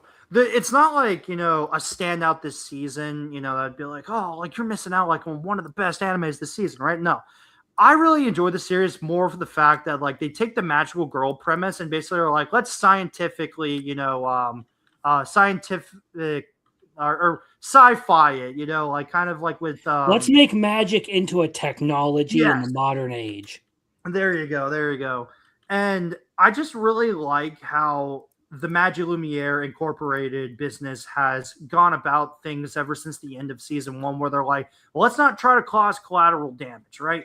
Let's try to find some type of magic that we can just like send to you via computer through your magical like brooms and stuff like that, and like through you to use magic and to basically make it a certain area of effect so it doesn't cause like citizens to die, or because the sister of the manager for Magic Lumiere's, she spoilers, but she dies in the series, and it's because of like how they were fighting the Kai and everything during a mission, and basically she just got into the range of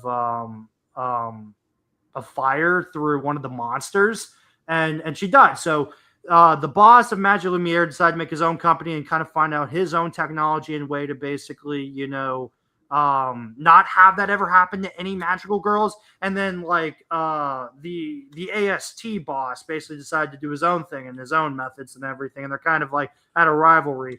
In this episode, we got all the magical girls basically working together. We got the AST girl finally cooperating with Hoshigaya and Sakuragi. I think Koshigaya and Koshigaya, yeah. I forget what her name is, but yeah, like the one who's been kind of a cunty little girl the whole way through because she just doesn't like people.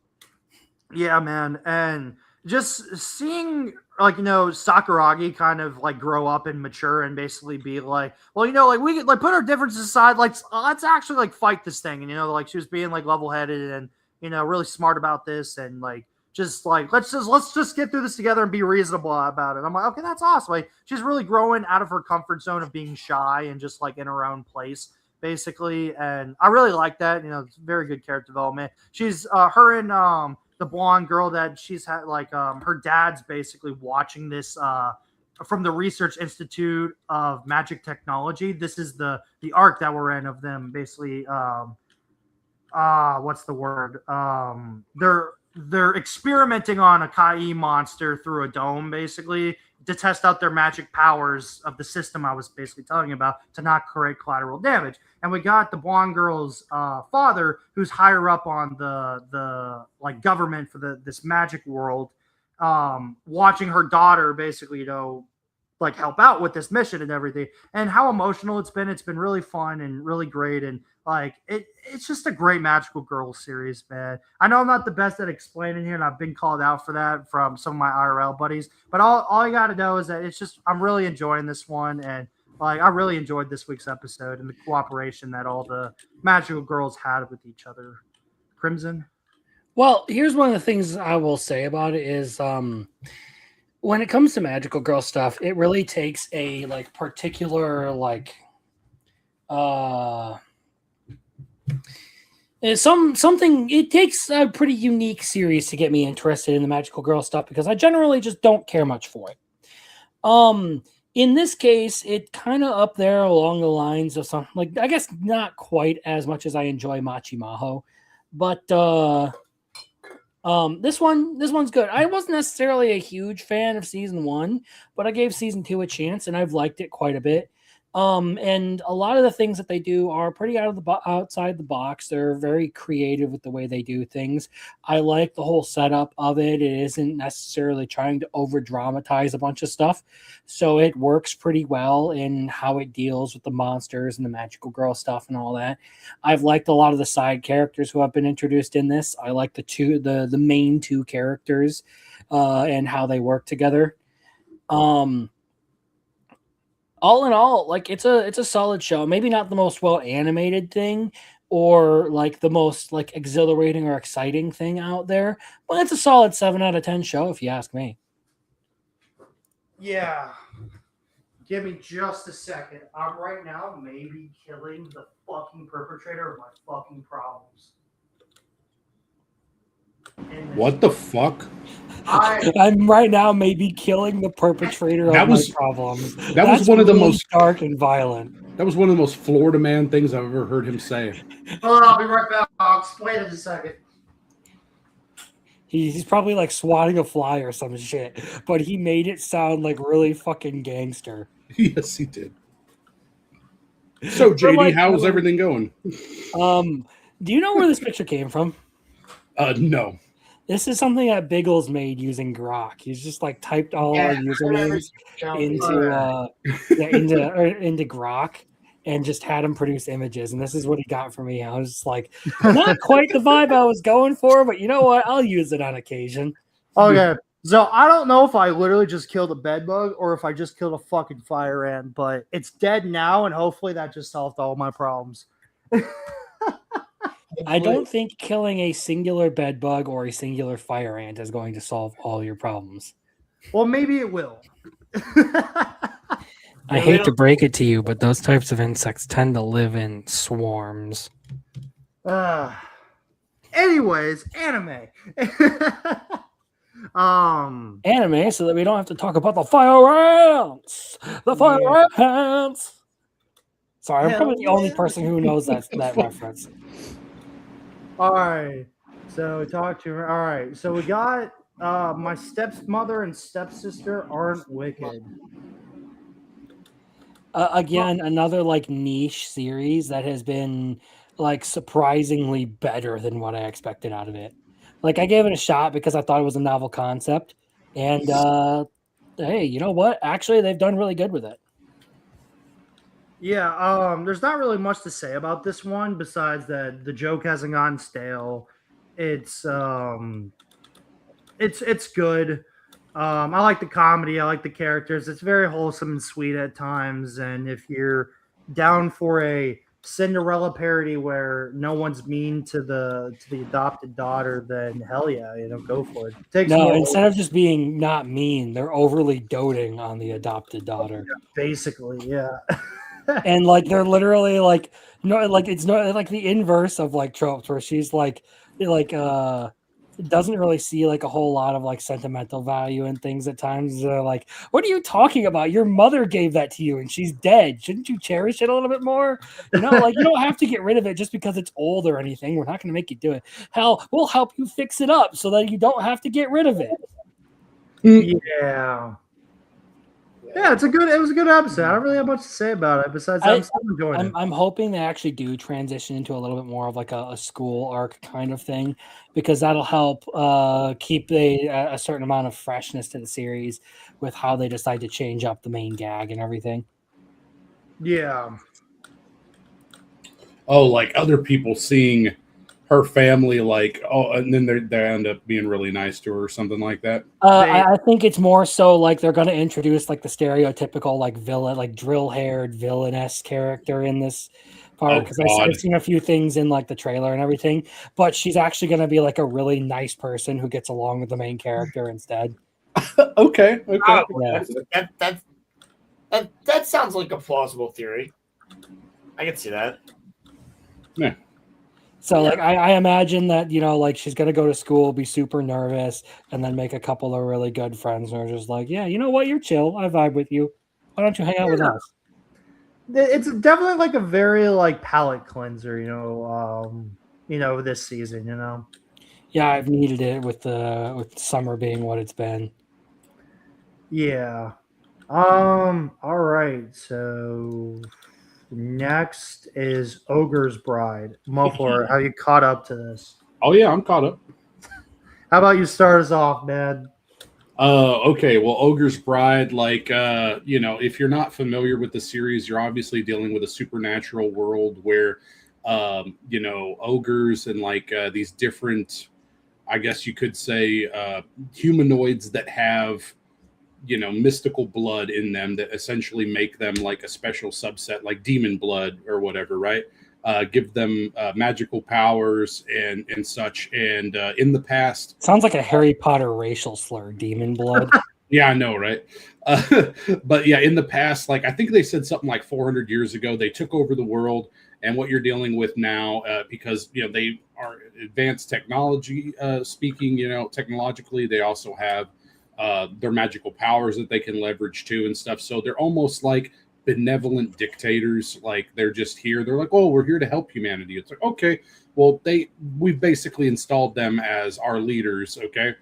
And they're hierarchical based on how much power they have and stuff. And so this specific one is dealing with an ogre falling in love with a human, and they have a special bond related to that. They call them their brides, and once they see a bride, they get a special connection to them, etc., etc. So it's not all that dissimilar from like imprinting, if you're familiar with the wonderful writing of Stephanie Meyer. Okay, and I was about to say, you say imprinting, I can only think of the horrors that are Twilight. Yeah, so that's kind of what it is, right? So it's kind of a dumpster fire in that aspect. However, it's you imprinted on a what?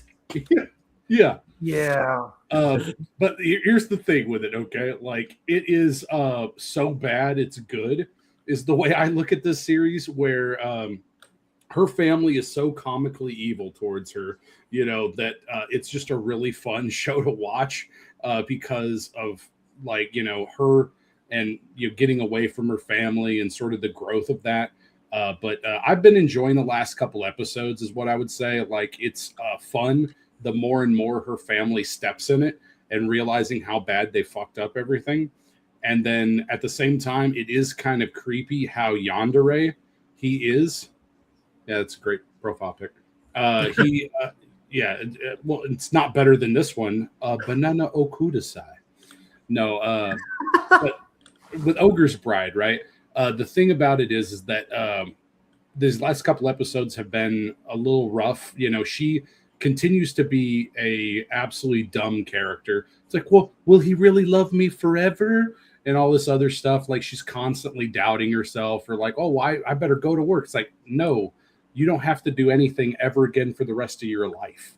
Okay, you are that protected as a person, and you have this much power available to you now and stuff. So it's very much a rags to riches story, kind of like Cinderella, where she's dealing with a supernatural creature that loves her, and she's like, "What? Somebody loves me?" And because she's never had love. Beauty and the Beast, not Cinderella. Well, it's kind of both, actually. Huh. Yeah, because her family like does treat her remarkably bad. Because you're not the special child, you didn't become a bride. Because her sister was a bride before her, basically. So anyway, again, this last episode though, we got some interesting interactions related to her trying to live her normal life, realizing, oh, I can't do that anymore. The people I like the most in this story are her friends. Okay, her friends have the most loving and cool relationship in the series so far. They're very cute. She, again, is not very intelligent, and I have problems with her. But again, you can sort of pack that away because of her upbringing. And then her ogre husband, quote unquote, right? He is very yandere, and it's really disturbing at times. But like, it is what it is. Again, it's a trash series. If you're a woman, you probably love it. If you're a dude, you're probably going, why are you watching this? But it's like, well, you know what? Sometimes you just want to watch Jerry Springer and see the storm unfold. And, that's kind of what this is to me. You know what? Not to say basically the same exact things, but I agree with Muffler, and I'm actually going to lower this to like at the end of good tier. I thought it was really funny.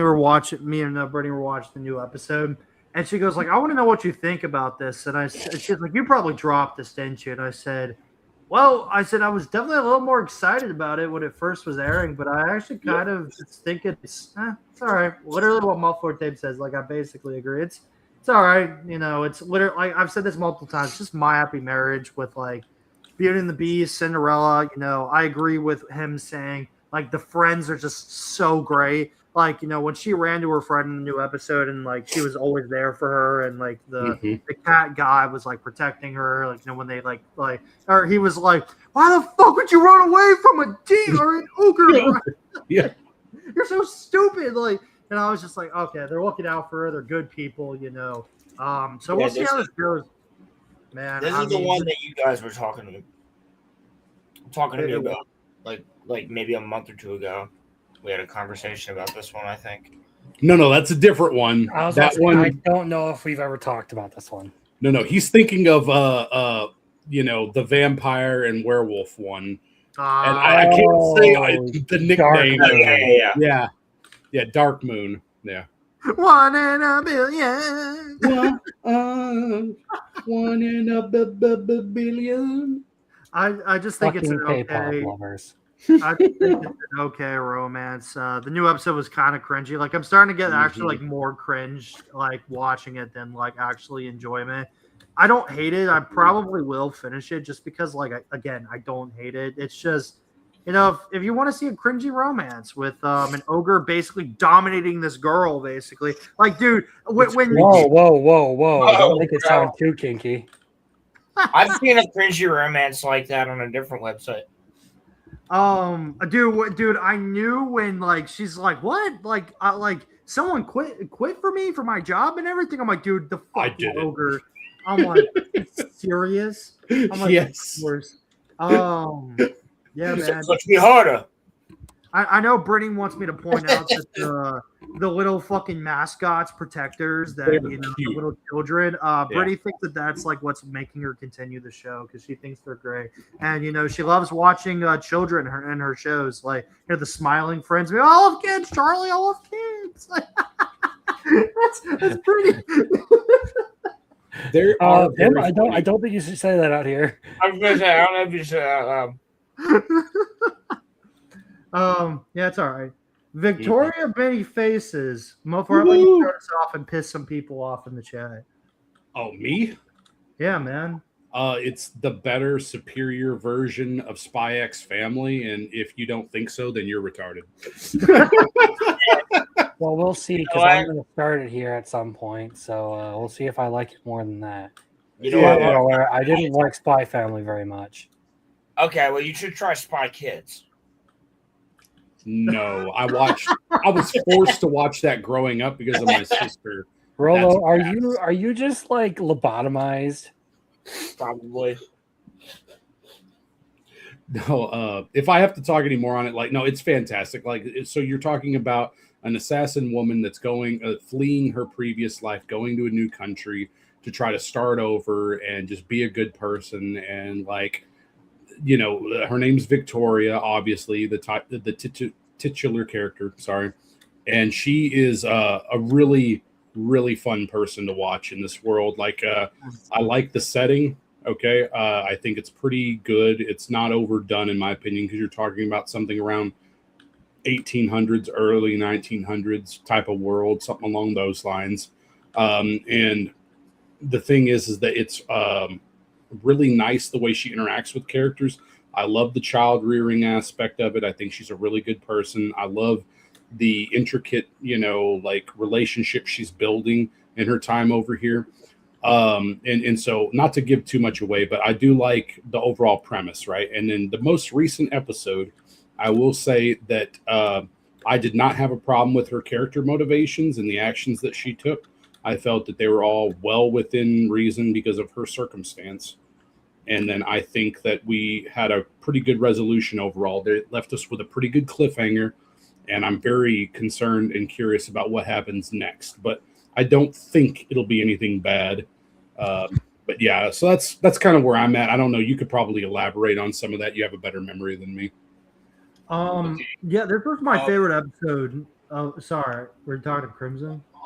No, I was gonna say, like, I'm not trying to be a dick, but it sounds like you just described. Like I couldn't tell if you were talking about Spy Family or the other one for like the first. Okay, like, so I can clarify really quick. So Spy Family is more fantastical. Okay, this is a grounded, sincere story, right? So there is no superpowers that I can guess or ascertain in this. Yeah. This is just, well, what if Yor was an incredibly intelligent woman who was a spy, like an assassin, and really resourceful? And what if she was just like a really good person that was trying to escape that life? You know, that's kind of the premise of this. You know, Victoria is really good. Yeah. I think the new episode that aired last Tuesday was probably my favorite episode. I like the maturity and emotional like themes of it. Like you could tell that this like I mean, yeah, I guess a kid or a teenager could watch it, but they're probably not going to want to. This feels like you're going to get more of an impact as an adult viewer. Someone that's a lot older, just because of the maturity themes in it. Unlike Spy Family, where it feels like it's just shonen sometimes, and you're like, okay, yeah, this is easy for kids and stuff like that. Just like pew pew spies, blah blah blah. This shit, you know, it can come across more childish in childcare, and shonen since it is one. This comes across more as like, okay, this girl's like trying to blend in society. You know, she's basically going under an alias. You know, this guy Jeffrey is falling in love with her. She took in an orphan. You know, the orphan's not as annoying as Anya, so it's pretty more bearable. And like I don't know, the whole dancing episode. First off, better than Wand Dance, man. Can we just shout that out right there? You know. Yes. I just want to say something to your point there, where you're talking about the maturity level and things like that. I think that's pretty subjective. Like, it really depends on the human being at the end of the day, because I would not have even batted an eye at watching a television show, whether it's an anime or anything else, that I had to read subtitles for 20 minutes every week. I would not have done that at the age of 12, but at the age of 14, because my friends started doing that at the age of 12, it did. So I don't necessarily think maturity would be the word. I think it's open-mindedness that you're looking for there, because it's like you have to break down your walls of entertainment. Like once you start to break down those walls and you get involved in like manga, anime, different types of video games. Like I'm not a big guy who's into sports games, but like when I go to my cousin's house, he always wants to play NBA. I got pretty good at NBA because, you know, shit, if I got to sit here for 4 hours and play a game with him, then I'm going to play that one, I guess. Like, so I think realistically, it's not so much a maturity thing. Maturity in the way that, yes, you are open to things, but I think it's more so open-mindedness, which you require maturity for. Yeah, I mean, it just depends, man. It just depends on the person, as you said. I just think it comes across as more mature, and we're focusing more on like 27-year-olds and not like shonen protagonist ages. So I feel like that's why it comes across more mature and adopting a child, and we're dealing with politics and the government and ballroom dancing and I don't know. I really like it. I think the art looks great. It seems like a more like dystopian, or not dystopian, but like more of like 1800s feel in society and in like a fantasy world. And just the relationships between all the characters, it seems very nice and like calming, but like it's got some like stakes to it, Jeffrey admitting his feelings at the end of episode 3 was just so nice and wholesome, dude. Yeah. And I like it when characters can actually be very transparent and like direct with their like emotions, especially when you're that age. Like you're not gonna like hide behind something or like make a love confession or like your love go on and on, because you're in high school or something. I appreciate the maturity from the characters, I guess is what I'm gonna say. Again, I thought the newest episode was probably my favorite. Like I really enjoyed it. Wouldn't it be like Josai or like Seinen? Like, because I mean, it does. I think it is targeted to an older demographic. I think because it's not very heavy action and it's not super tropey in the way it approaches romance either, in my opinion. Like, I think it is novel enough that it's just trying to be like mature. So like, I get the sentiment on that, but yeah, man. No, I think you summarized it pretty good, though. I mean, like the interactions she's had the last couple episodes have been great, and her character, like, I am super worried right now with the way they cliffhangered us and how short supposedly the season is supposed to be, like because of the way the light novels are or whatever. You know, like I'm worried. I'm like, no, I want more. Don't do this to me. Like I'm already kind of attached to it. So yeah. Oh shit, you're fucking right, dude. It's a Josei manga magazine. Yep. I had to look that up. Yeah. Oh shit. That makes sense. It comes across more like, you know, of emotional females and how they would act. So, you know, if you're tired of like women's and girls BS, you know, that people deal with on a daily, especially us guys, right, guys? Like, yeah. How do we do, my fellow men? It's good. Definitely, this is definitely one that I would probably like. I do recommend. Like, I'm gonna put it up here for now. But like, I still think it's a good series. It's got a lot to prove. I think like moving forward, but like as of right now, I would highly recommend this series, and it's definitely one of my favorites there in the season for sure. All right, Crimson, let's go on to Grand Blue, my man. I have not watched today's episode, but Grand Blue has been great. Okay, so then I'll try not to be spoiler heavy and be really quick on it. Grand Blue's great. If you know you're not watching by this season, then you know I don't know what you're doing. But you know we're 3 seasons in. We finally got diving. We finally got diving, guys. This episode. they actually went diving. So like Great, this is the man. once per season that they have to get in the water. And let me guess, there's the gay guy who has a crush on Iori is back. No, he's not yet. So we're I still laugh like I was telling you. Do you like boobs? Only on the right side. what? Good Lord. It's a Grand Blue joke, bro. It's a joke from Grand Blue. You would only get it if you had seen the series. I've watched 3 episodes, and thank you very much. I've been very busy. That's why I'm not caught up. I got to do this one at a time. Loser. So basically, the joke is that Iori has this like cousin, not cousin, because his dad was adopted into a family. So like they were basically treated as cousins, but they're not related at all. That he has to pretend to basically be her boyfriend for circumstances. So they're going on like this group diving trip, and they have this guy who is around who she gets along with really well because he really likes diving. Like they're hitting it off, having a great time.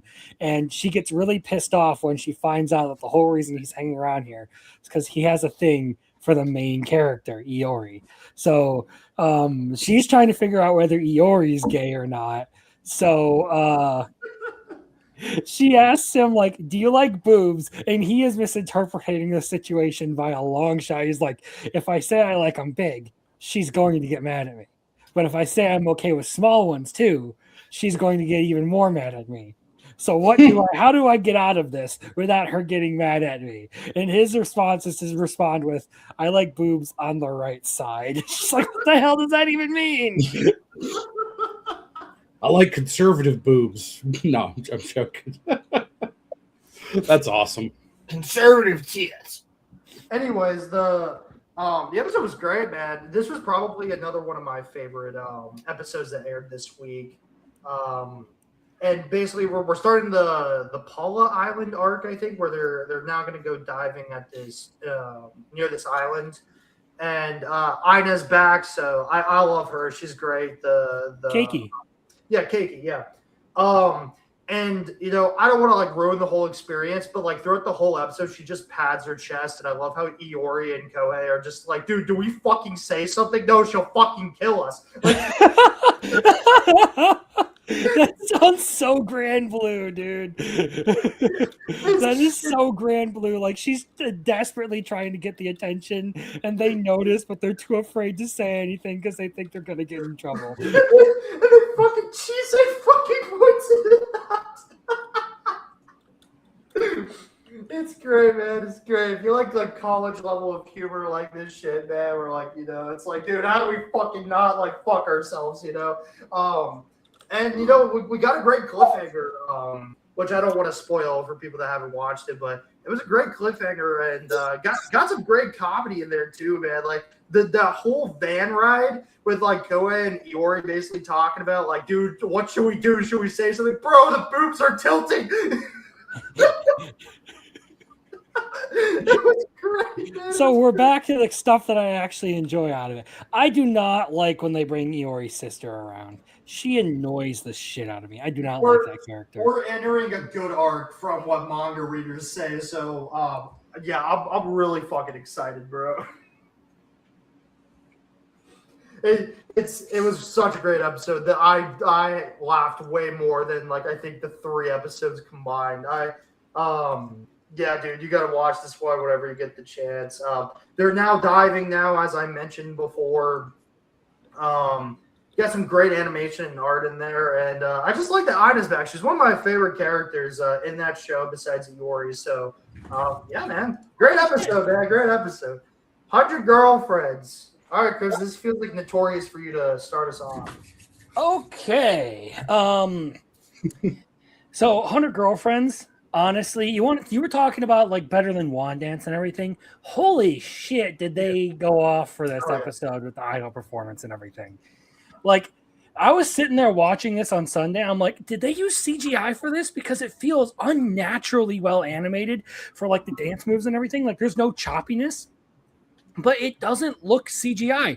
And according to what's been rumored, out there, what they did is they used like rotoscope and like motion capture to record people doing the dances, and then they generated 3D models based off of that they then drew 15,000 frames over.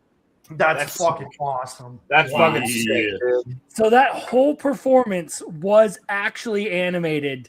I'm just sitting here like fucking mind blown. And there's even better details in there. Like, hold on, I should be able to pull this up here because I saved it on Twitter about like some of the jokes and stuff about the girls dancing and everything. Oh yeah, you know what? I opened it up on Twitter and it's the first thing here. So I'll just I'll share this really quick with you guys so you can see what I'm talking about.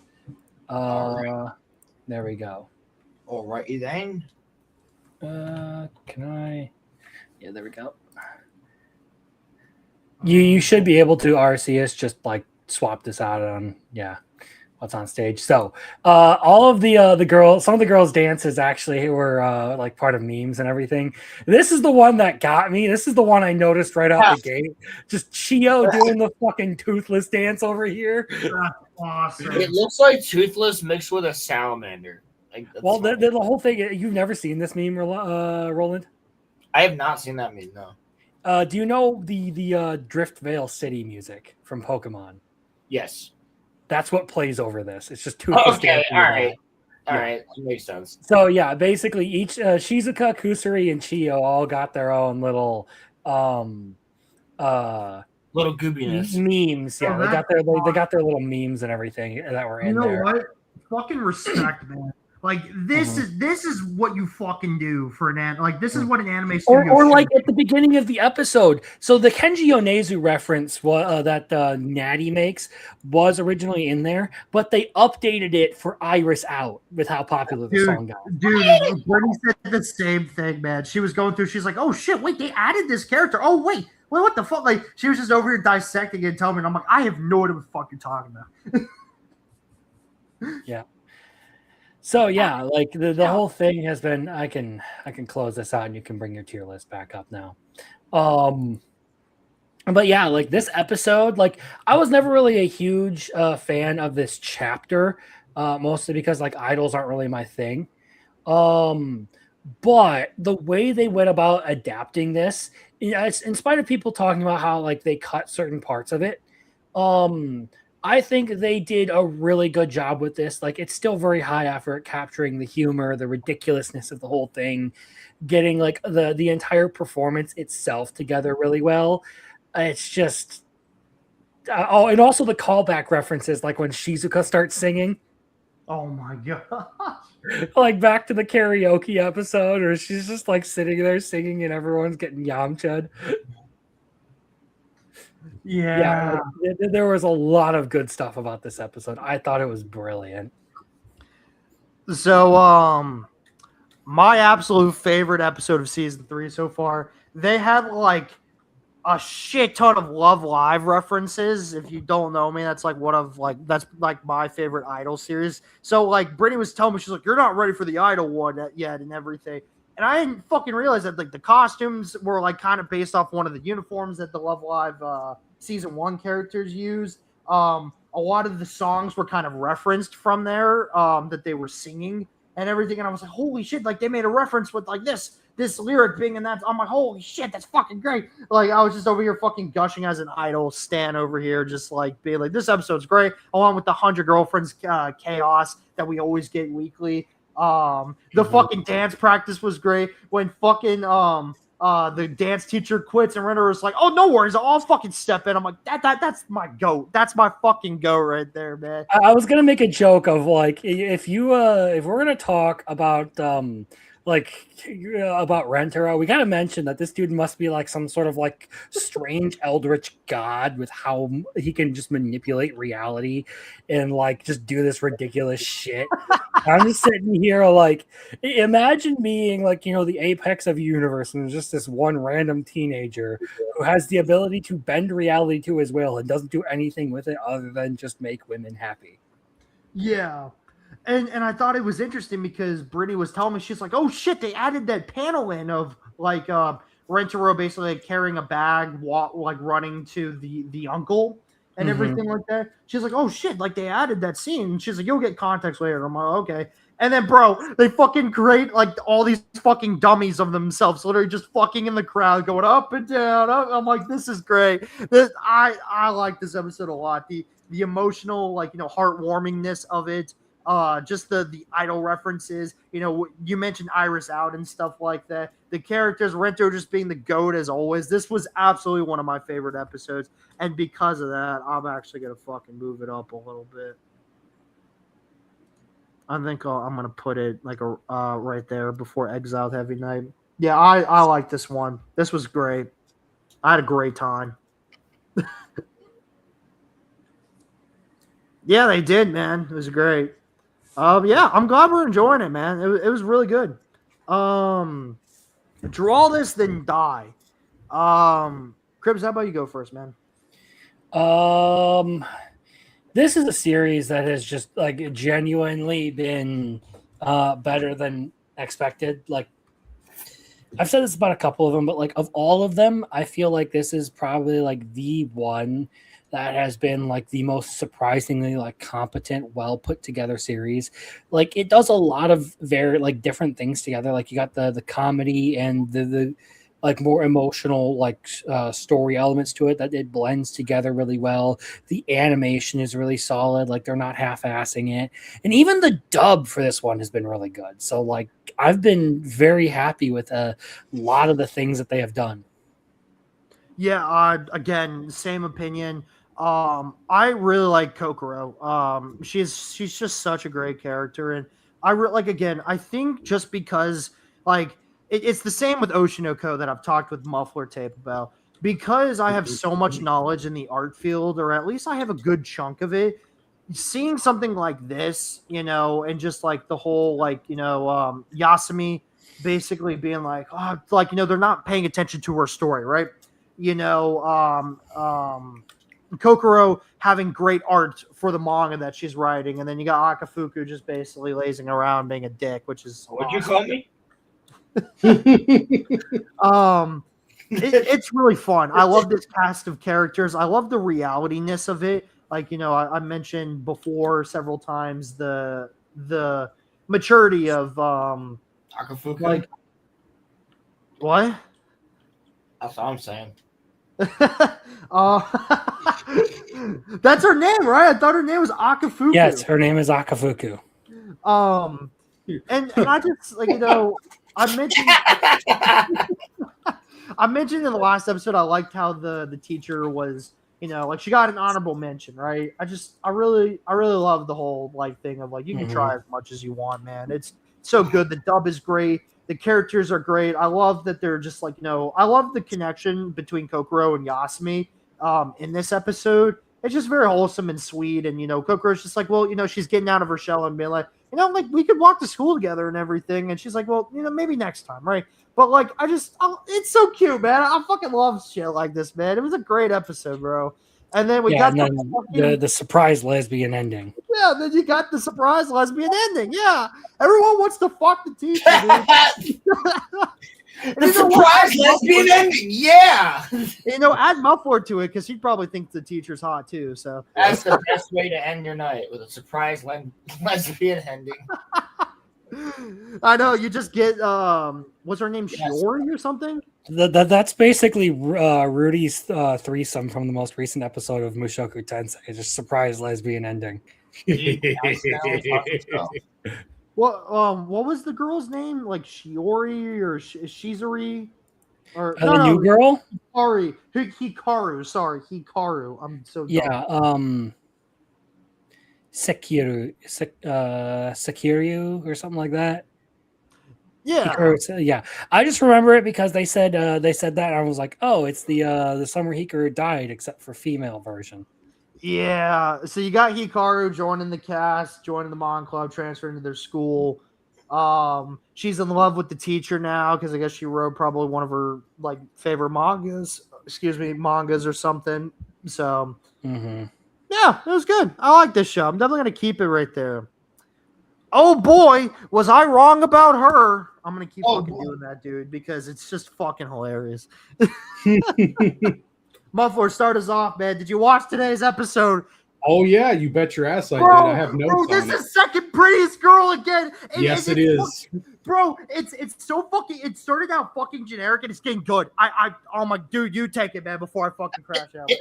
Okay, so Arceus, I think you're already crashing out, bro. Holy shit, bro. He just had a it's good. It's good, bro. So, peak. It's always been peak.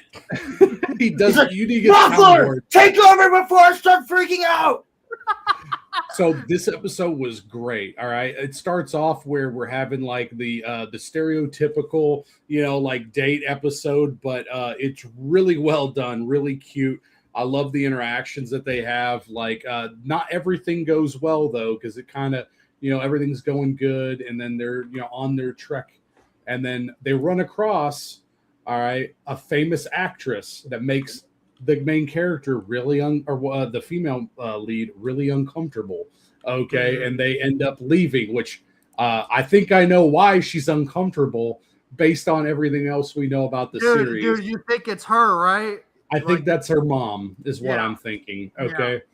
Yeah. And so that was really good character development out of her. I loved her interactions.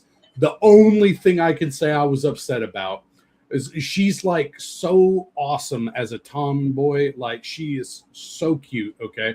The thing is though, is that she's sitting there, she's like, well, what are we? And he's just like, we're what we always were. I'm like, that's bullshit. You piece of shit. Fucking man up. She's asking you, are we dating? You're holding hands, you piece of shit. So that was the only thing I had an issue with. I was very upset about that, but everything else was great. It is such second prettiest girl coded. It's not even funny. So she's ready to move on to the next step, and he's pussyfooting around. Got it. Kind of, yeah. Ever have a girl hold your hand and you don't fucking hold it? What?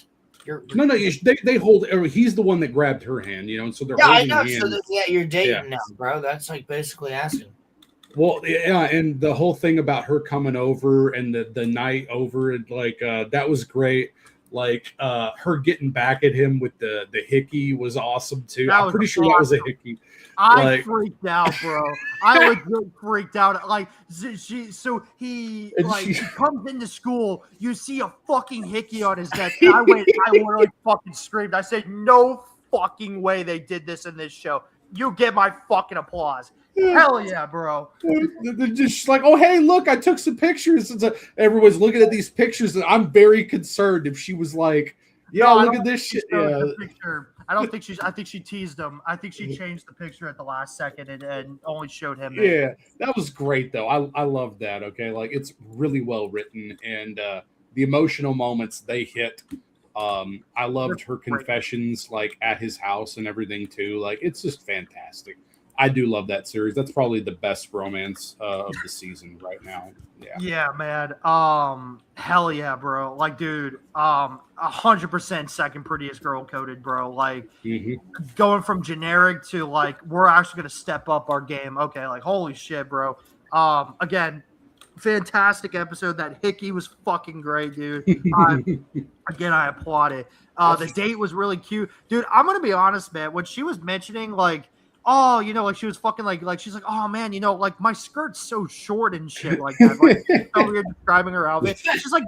She's like, you should wear one too, Hayato. And he's like, I'm not gonna wear a fucking skirt. You and your sister look quite alike and everything. You know what? Now I understand why the fuck she was trying to get me into cute clothing, because she's now trying to fucking do it to him too. Yep.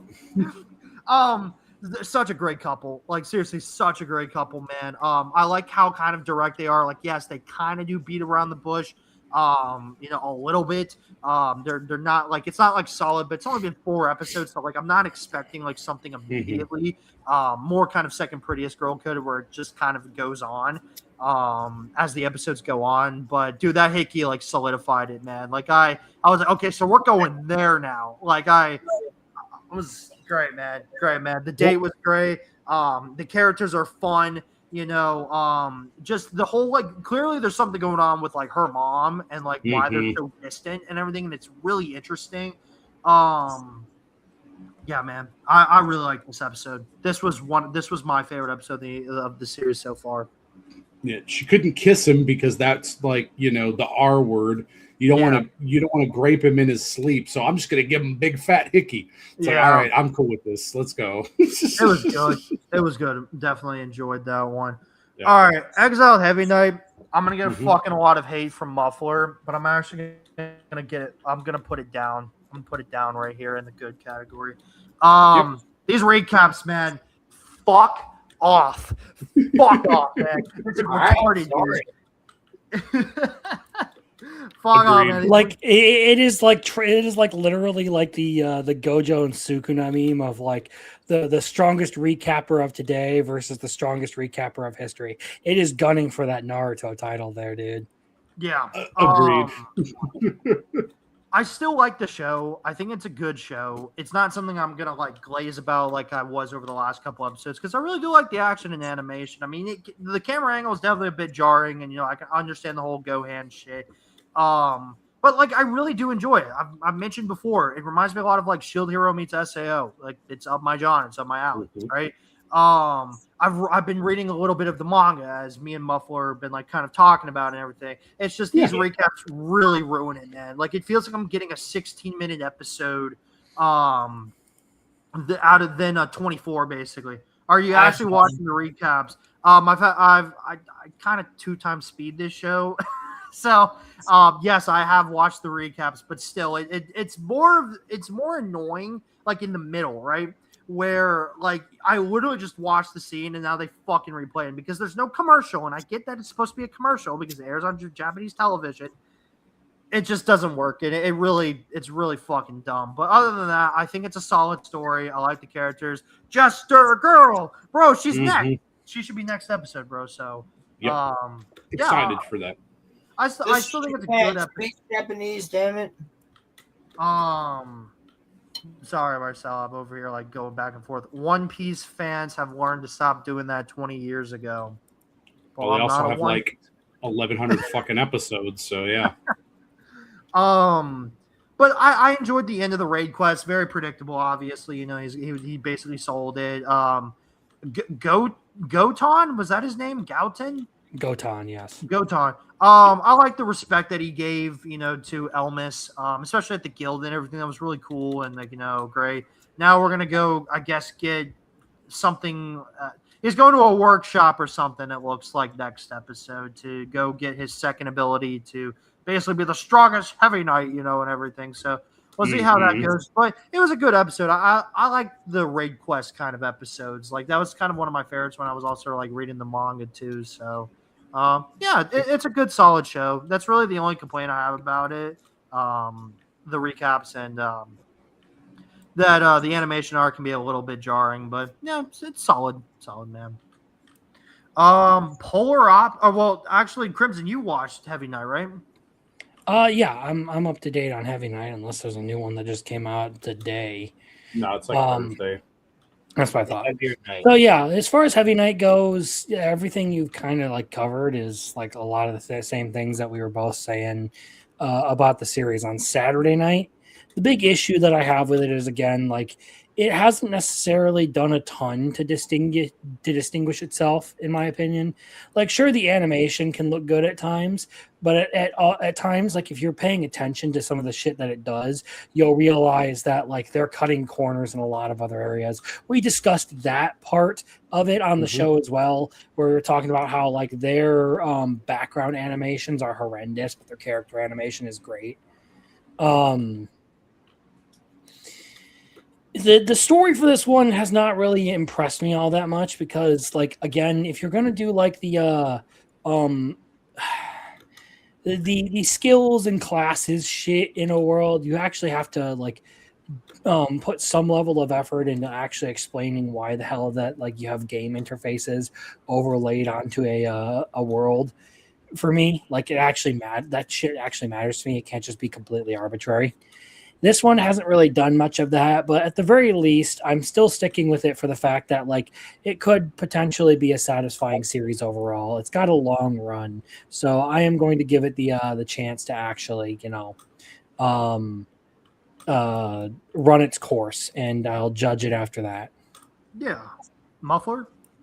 Yeah, man, for sure. I agree with the criticisms of it. Like, even as a manga reader, I find the recaps to be really annoying and it pisses me off, but I get why they're doing it.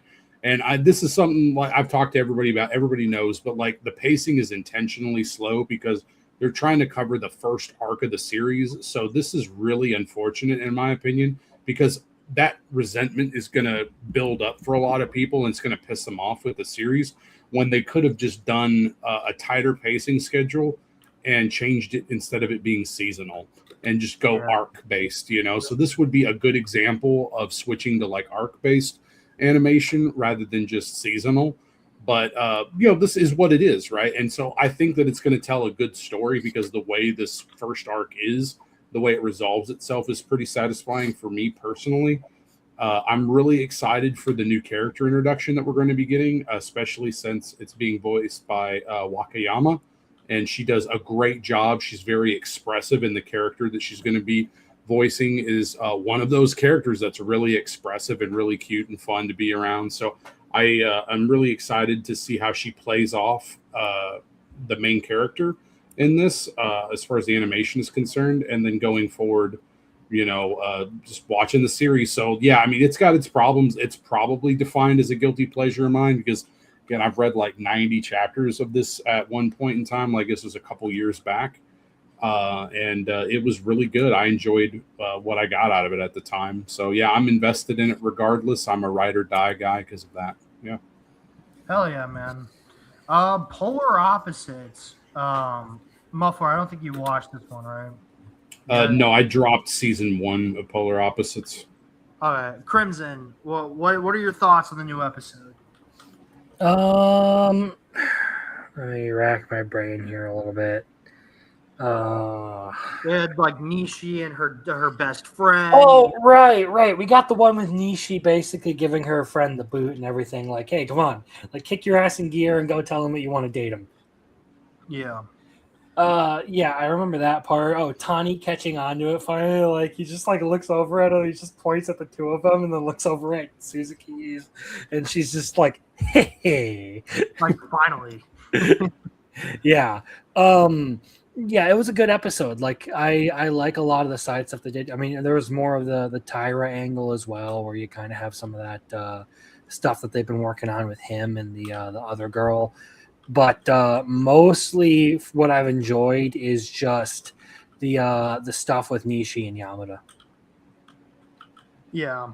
So I was actually talking to one of my buddies about this yesterday about like my thoughts and opinions on Polar Opposites season 2 because I thought that season 1 was amazing. Like I was like gushing about it.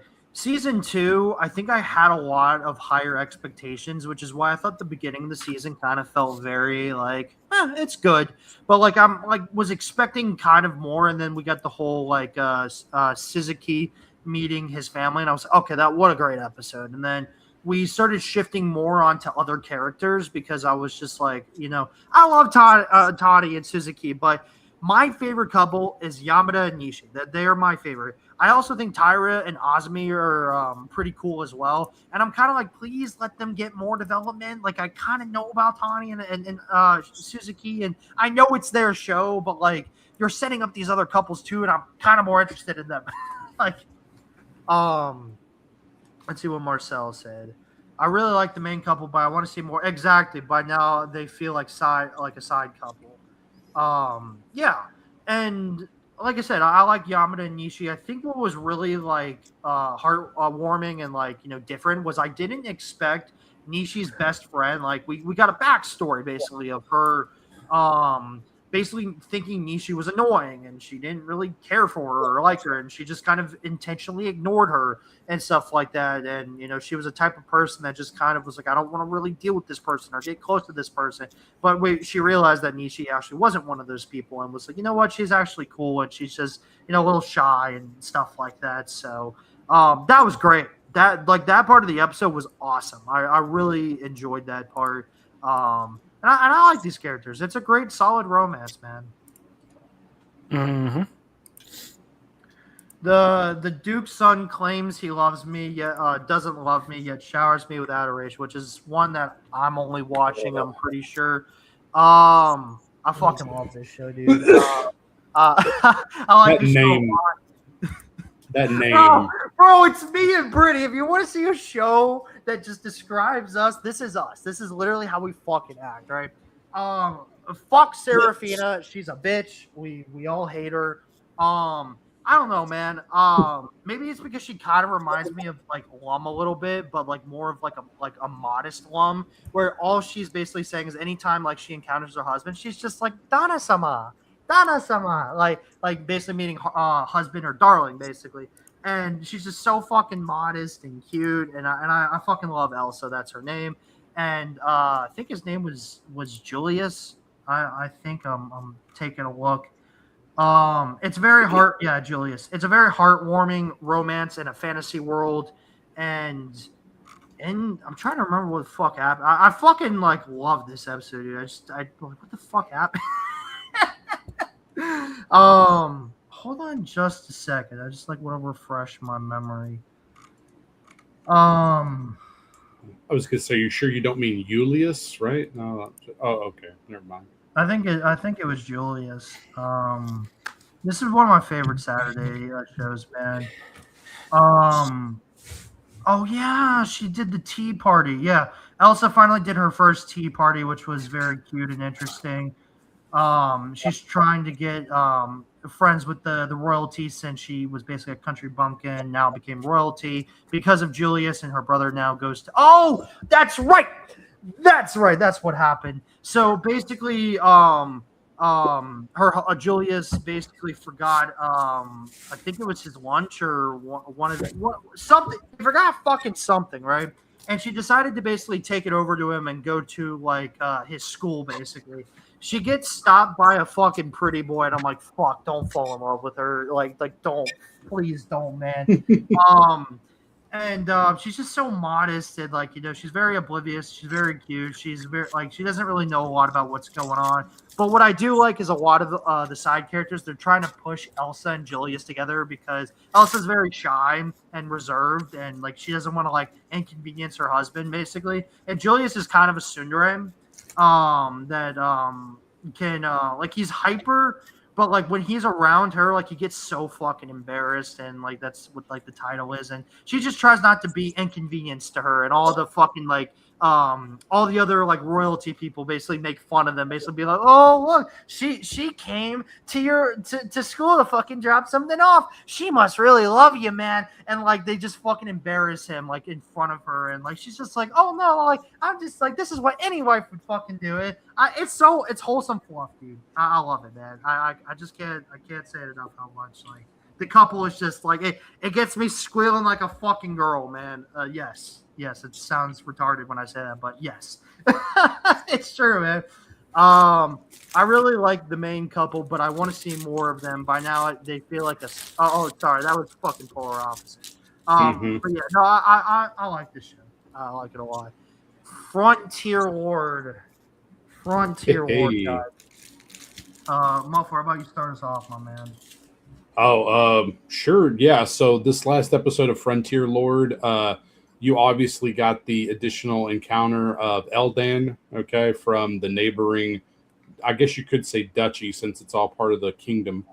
But, and you get to meet him and understanding his backstory. So they meet additional allies, and, you learn a little bit more about the world. So that was all good. Crud. Outside of that, I forgot some of the other parts. Like, she was so cute. Like, Alna was so cute when she's like, no, I'm his wife, right? But it's like great. The cute anime, like, I'm just jumping in his wife, right? And stuff with her.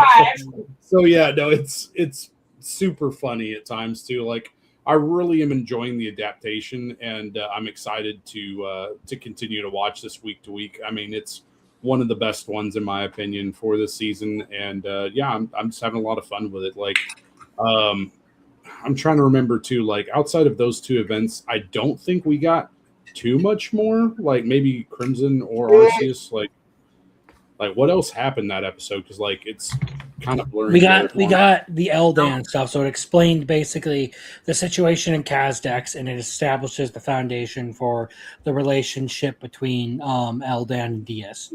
Okay, yeah, so that was the majority of the episode. Okay. Then we get a little bit more of the just like them on their own kind of stuff, where they have the banditry stuff that happened, and you get to see Diaz basically, doing a little bit of ball busting, and I mean that quite literally. Like ensuring that a piece of shit noble never has any kids. Yeah, that was nice.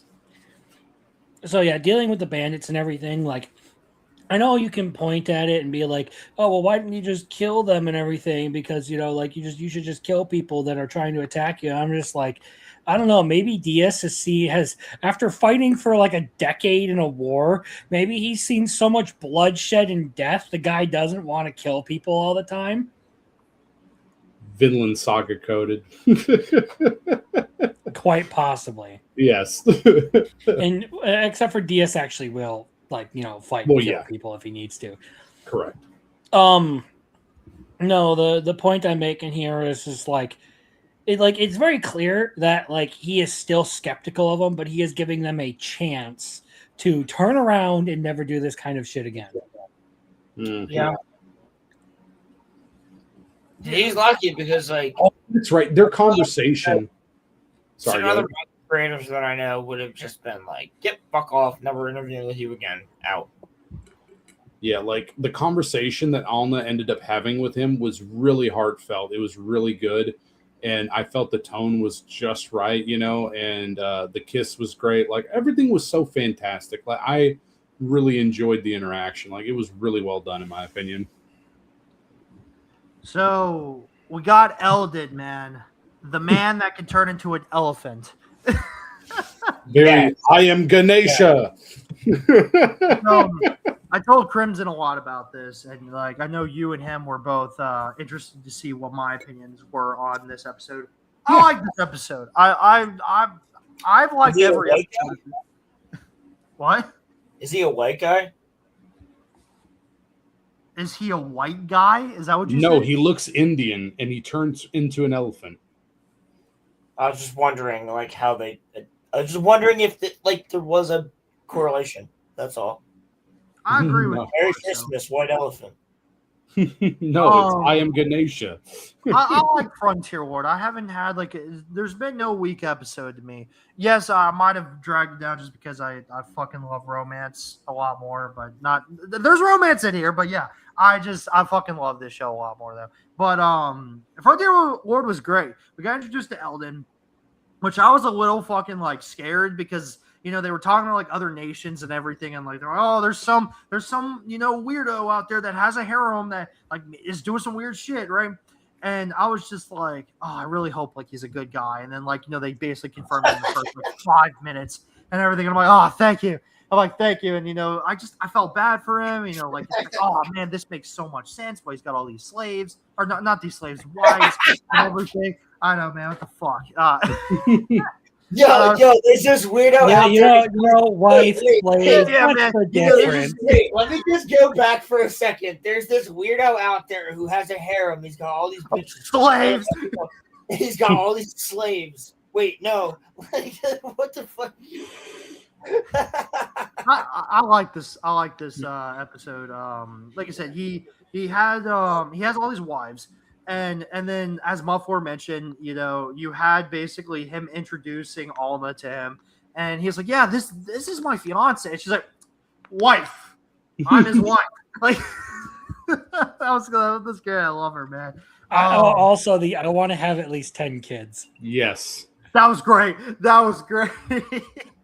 He's like, what? It's like, yeah, boy. I feel so bad for him. It makes so much sense. He has so many slaves. Exactly. This series, bro, this is an anime, bro. That, careful, Arceus, you're gonna get canceled. Makes so much Welcome sense. to my world, buddy. What? I don't get it. What? Because I said that he has many slaves. Because you said you feel bad for him and that he has many slaves. Oh, okay. I feel. I had a delayed reaction. Yep. I feel bad for him, bro. He's got all these wives and slaves. I feel bad for him, man. He's got all these slaves. Oh, dude. He's got a woman with him that wants 10 kids. Bro, I guess we Suffering got another from Roman success, moment, right? lead, or whatever. DJ Khaled. I felt so bad for him in his backstory, dude. His backstory was so sad. And then he basically got all these wives by taking them out of slavery, right?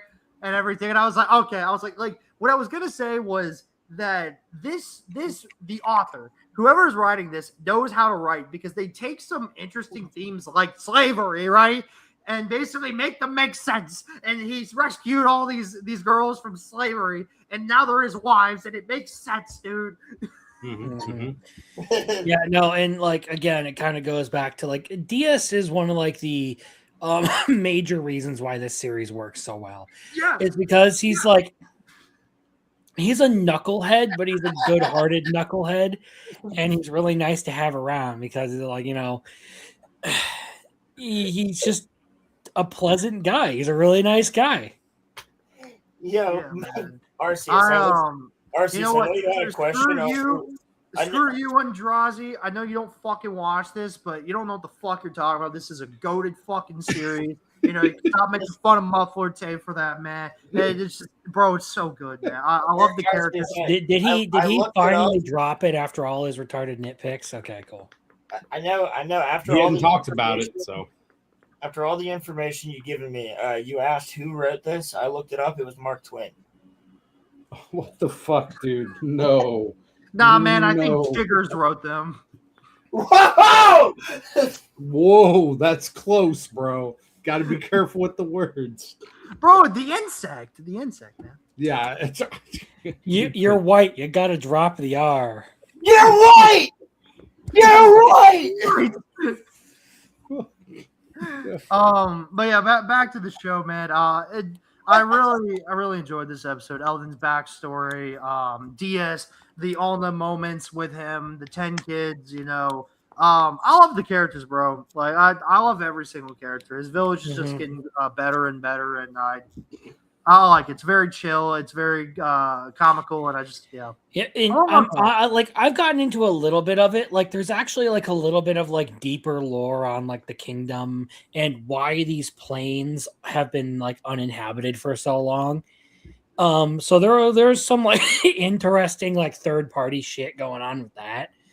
So hopefully we'll maybe get a little bit of it. But with this season, but like I'm actually looking forward to the kind of story they're building here with like the sort of like founding legend of the kingdom and the like relics and everything. So who knows? This gets a season 2. Maybe we get some more good stuff out of it. Hell yeah, man. An anime no one fucking watches except myself. Love Unseen Beneath the Clear Night Sky had its new episode today.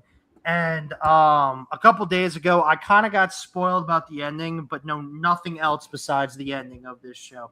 And I will not fucking tell anyone unless they're actually never going to fucking watch this show ever in their life. But never watched this show ever in my life. Well, then we'll the talk blind girl gets hit by a truck. Well, I guess the one thing I will say, and this is huge spoilers, but they do get married at the end, and they have children. That's one big. They have that's one big spoiler I found out. So I'm like, okay, hell yeah, man. I'm like, hell okay, yeah. So they actually do something with their relationship. They don't just sort of like kiss and move on. Like there's actually like something like substantive to it. I'm just glad it's not a Your Lie in April thing. So yeah, that's good shit. That's nice for once.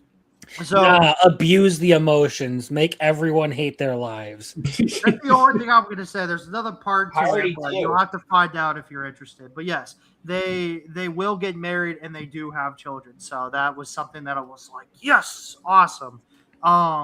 This was a great episode. It was their date episode. One thing I really enjoyed about this episode was a random passerby basically knocked into the blind girl, and our main character, our main lead, Sorno, basically got really fucking defensive, basically being like, watch where the fuck you're going, basically. But she basically was like, don't fucking don't yell at him.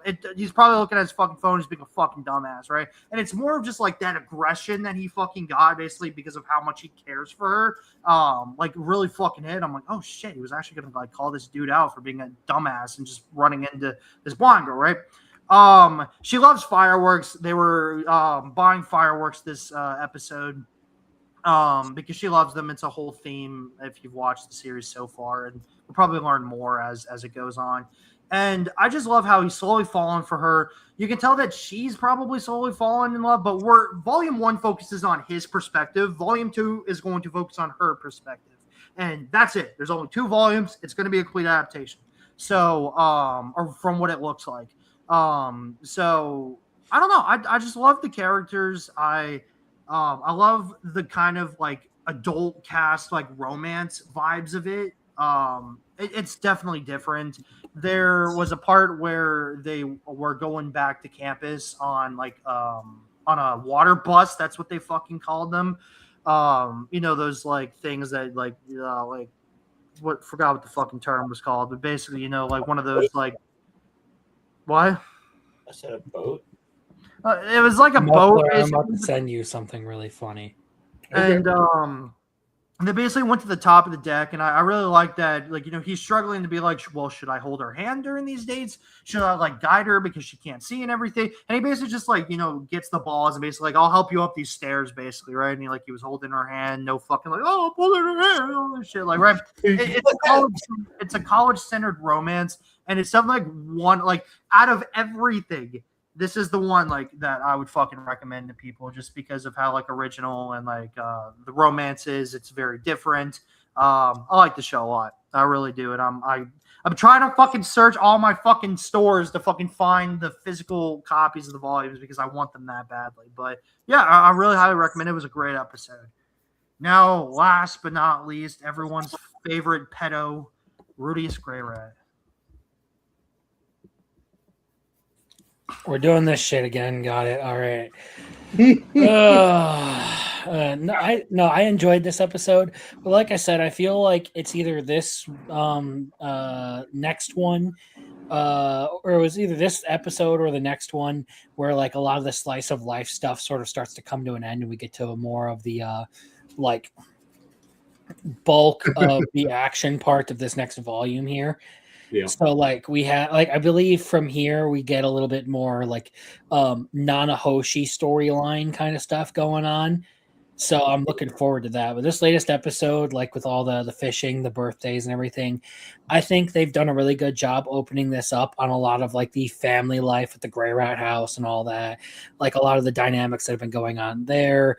This was kind of like a big moment in the novels where like there are a lot of things that happened like with Zenith's reactions to everything that's going on around her. Like it's kind of one of those things where like you start to see that like, you know, maybe there's something still there with her, and it alleviates a lot of, I guess, the guilt and shame some of the other characters have felt due to, you know, the family circumstances and everything. There's also just Roxy trying to like get like introduced to the family and everything, really like trying not to like make too much of a problem of herself for Sylphie and everything, and in this particular scenario, you know, the gift of the hat and everything is the wedding present and all that was kind of like a, I guess, peace offering of like, you know, I don't hate you, right? Yeah. 100%. It was good. I liked a lot of the resolutions that this part of the story gave us, but really what I'm looking forward to is coming up. I'm just going to say that I would 10 toes down, I would marry Elena Lease, man, because god damn, she looked good in that dress. No fucking kitten. Like, how the fuck did this man Cliff pull this woman? Like, what kind of autistic riz does this guy have to manage that? Apparently, bro, don't forget, he proposed to Eris first. That's true, he did. And but I don't really think he was nearly as serious about Eris as he was about Elena Lee. I know. Yeah. And to be fair, I don't blame him. If there was an elf baddie like that in front of me, I'd be way more serious too. I want an elf baddie. Yes. Don't worry, you're going to be watching it later this year. But no, I definitely agree with all the sentiment related to this episode. Like, it is really feeling like it's. I love Mushoku Tensei because it just builds you up. It's like, oh wow, there's these great emotions and like this great slice of life, and then, well, eventually, you know, you hit a wall and it's, you know, a turning point or something, right? And so like everybody's sentiment online is great that are anime onlys because they're just like, I don't know, I'm getting worried. I'm just like, I'll just wait, you know, the good shit's gonna come, you know. Yeah. I'm really excited. I mean, I'm loving it. Like they're doing. I saw that new episode title card, and I'm like, "What do you mean another disaster?" Like, I don't know, Arceus. What do you think's gonna happen? I don't know. I'm just like, wait, is this Turning Point 4? Like before Turning Point 4? Nah, man. You got a Turning Point 3 and then a Turning Point 4. Hey, you know, there's just people in high places that are real interested in what's going on. That's all you need to know, okay? Yeah, there is some fuckery that is about to happen, all because of some shit you wouldn't think would cause fuckery. Yeah, basically. Oh my god! Like the fucking is coming for this show. Oh god! All right, well, we'll fucking see, man. We got Mushoku Tensei basically like muted on Twitter, so I don't fucking accidentally see something. But we'll see. Because I see so many fucking memes of Mushoku Tensei that are massive spoilers, and I'm like, I always have to just like DM them directly to Muffler and Jeremy because like I can't share any of them. They're so fucking funny though. Yes, it's just the oh shit. All right. No, it's great. Like we have to filter so much, and like I'm very cautious to not repost a lot of the things I see too. I'm just like, oh shit, that's Mushoku Tensei. I can't repost that. So there's so many good ones too. There's so many jokes I want to make now that I've read through the light novels and everything. and just like memes I want to post and all that. And I'm just like, damn it, I can't do any of this until season 3 is over. Mhm. Well, yeah, like we've all been saying, Bishoku Tensei was great. That Zenith moment hit me fucking hard. I'm gonna be honest, man. There's a lot of people that really had a fucking problem with Rudy having a threesome. This They're episode, his and like, lives. What do you think is going to happen? and I'm gonna be completely honest with you. I think because Sylphie is the foundation and the first wife, it fucking works well. Yes. If it like me and Brittany were talking about this, if Eris was it, I think she'd be like, she'd allow it probably because she knows that like Rudius is like that, and like I think her whole family tree was basically like that. But like the way she would handle things without her character development probably wouldn't be best as a first wife. And then I thought about Roxy and how like insecure she is, and just like how she's more submissive and everything like that. And I'm like, yeah, I can see why Sophie kind of like it makes more sense why she builds the foundation. She knows how to cook, she knows how to clean, like it builds that. Like when you gush about her, Muffler, I get it. Like I fucking get it, man. It makes the most logical sense. This was a great episode, dude. It's episodes like these where I'm like, I can watch anything these characters do and it's not boring to me. They were fucking fishing, dude. I thought it was awesome. Like I like this is how I genuinely know I fucking love this show. They can be fishing. I'm talking about beach episodes in anime, fishing episodes in anime, or the shit. Hell yeah. Yeah, man. well, imagine using a thunderstorm as your fishing rod. Oh, that was great. Yeah. That was awesome. I like that we're now getting into the territory where he is developing electric. So that's cool. Yep. That was great, dude. The whole family thing, the birthday party was so sweet. I did see this funny meme. I think I added Muffler on it. It was like, oh man, look at Aisha leg walking Rudy. No wonder why she did what she did in redundancy. But I already knew the spoilers were redundancy. No worries, man. Yeah, no, that was if you share it with me, I know that you already know type of thing. But yeah, I already knew that about redundancy. Dude, Lilia called her out on it. She's like, "Don't you leg lock him? What are you doing?" Yeah. Like it's stuff, right?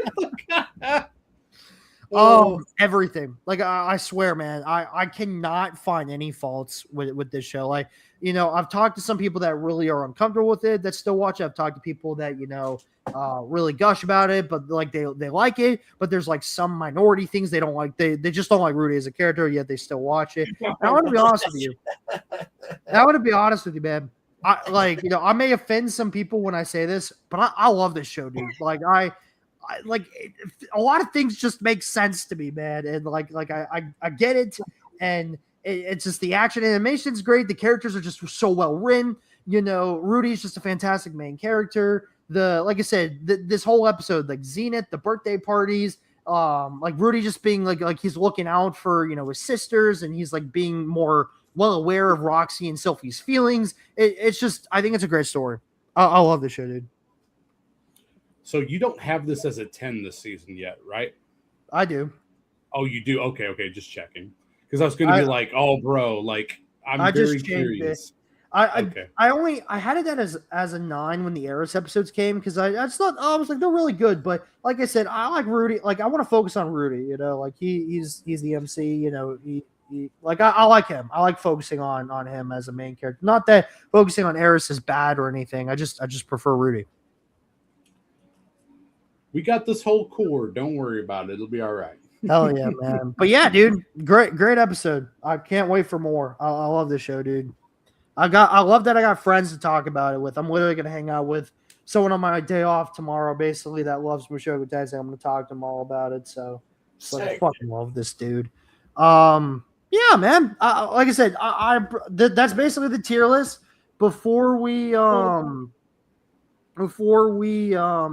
though, this is the last call for the spin the wheel while I'm getting all these things counted. Is there any other animes, Muffler, Crimson? I know, Roland, you probably want to talk about Bleach. Is there anything you guys want to talk about before I kind of get this going and we start ending the stream?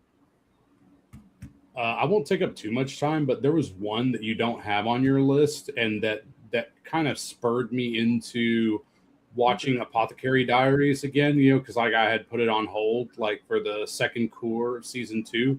And Inept Villainess, like it catches a lot of flack, I think. It is not the best thing ever. It's very slice of lifey, but I'm kind of enjoying the show. Like I'm and you know, I just was watching it yesterday, I think, and I was like, you know what? I think I'm gonna go ahead and watch more Apothecary again, and I just started binging that because of it. So if nothing else, it was a saving grace for me recently. So I appreciated that show. That's all I'll say. I'm watching it, but Rudy is a retarded piece of shit. Cool, Marcel. Let me see. Yeah, I know Keo Dantes said Blue Giant or ID Invaded. So I'm just, since you're not here, man, or if you're not and you didn't pick anything and you kind of told me to pick, I'm just gonna say heads is Blue Giant and tails is ID Invaded, and I'll just go off of that. All right, we're gonna do ID Invaded then, man.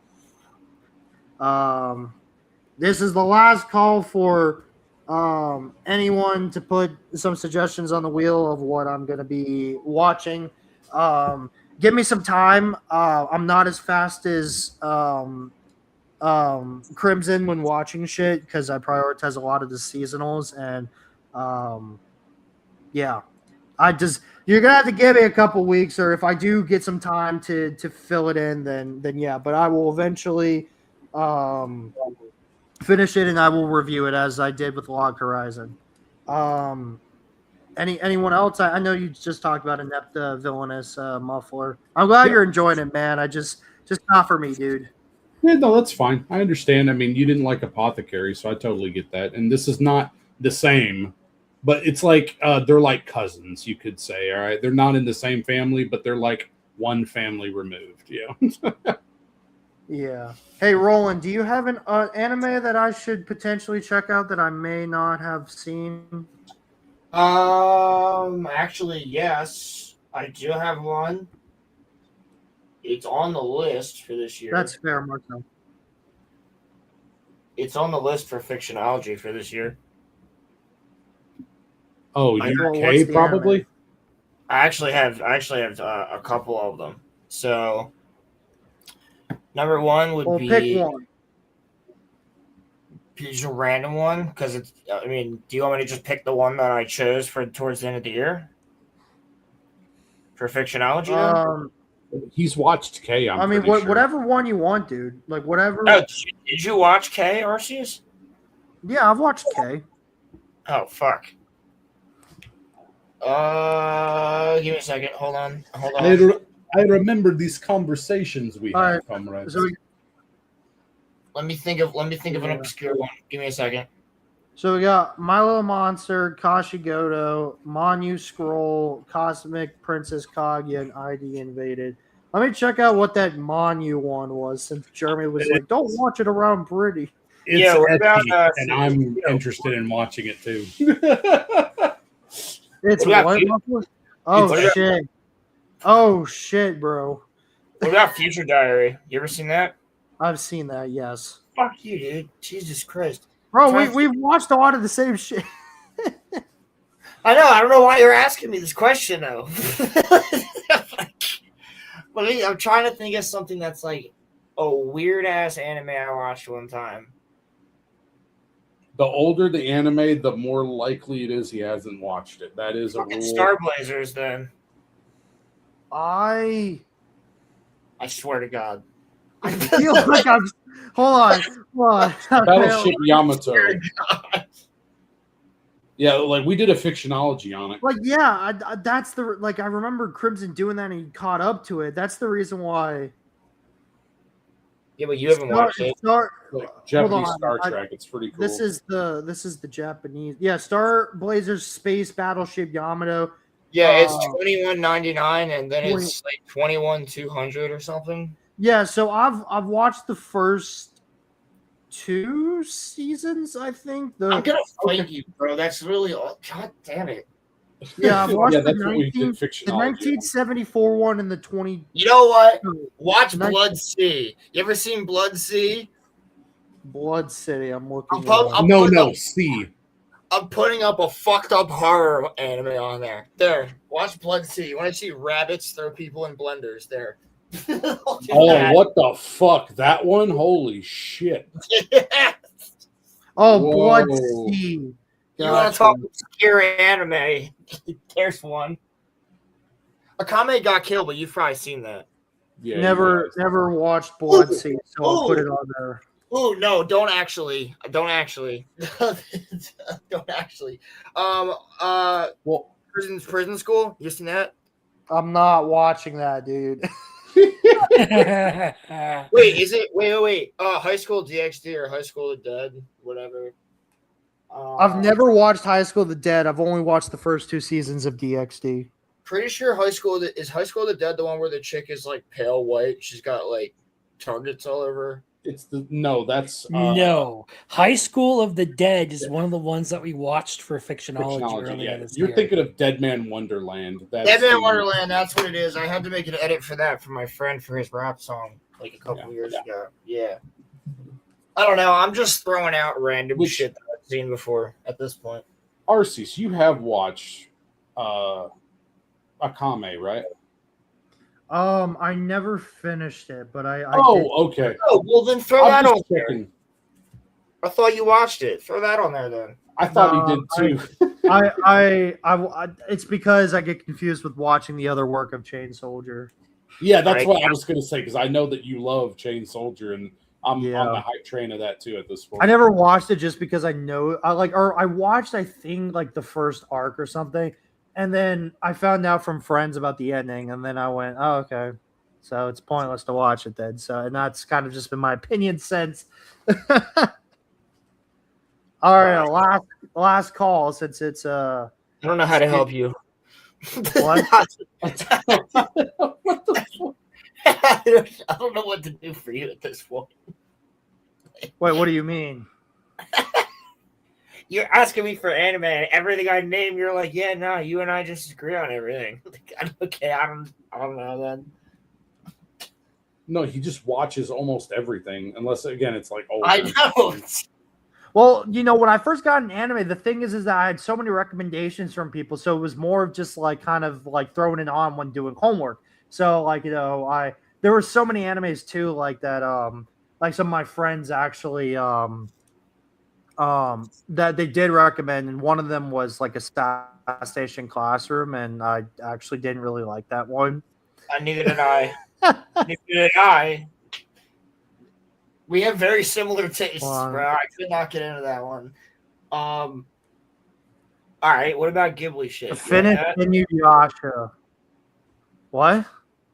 Oh, bro, I got one for you. I swear to God, you've probably seen this too. Brittany, I'm down to like go on that journey too eventually at some point. Yo, he's probably even seen this one that I'm about to say. Yu Yu Hakusho. You've seen that, haven't you?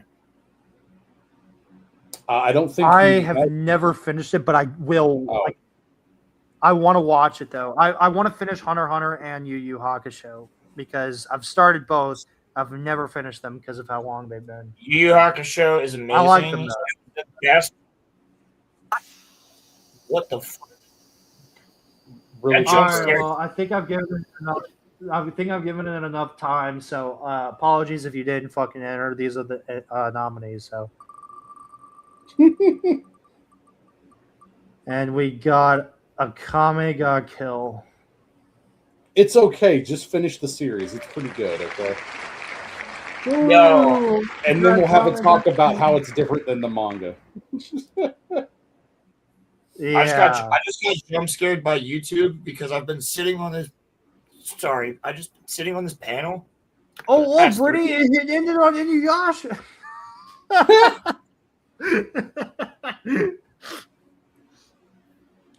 Live chat. No. You know what would have been the next one? Let's fucking see. Yeah, it should take you too long. Look, it would have been Muffler Tape's pick. Yeah, I mean, dude, they're both short series, so. Yeah. Well, all right. Well, Akame ga Kill won, so I think it's like 25 episodes. Not fucking bad. Let's go. Anytime Roland usually is on a stream, he usually wins. Ask Crimson.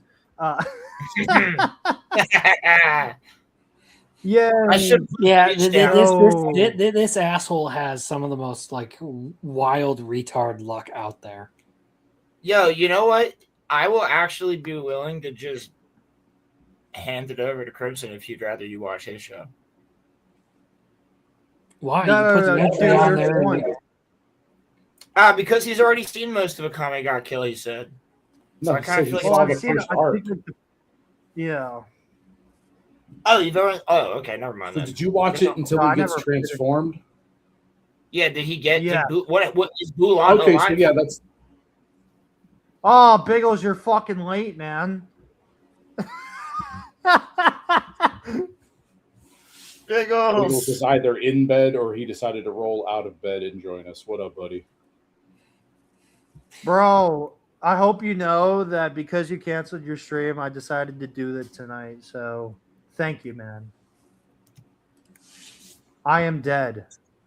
I am sorry, man. This is the ghost The of ghost of Biggles. past. This is the ghost of Biggles past. Oh, yeah.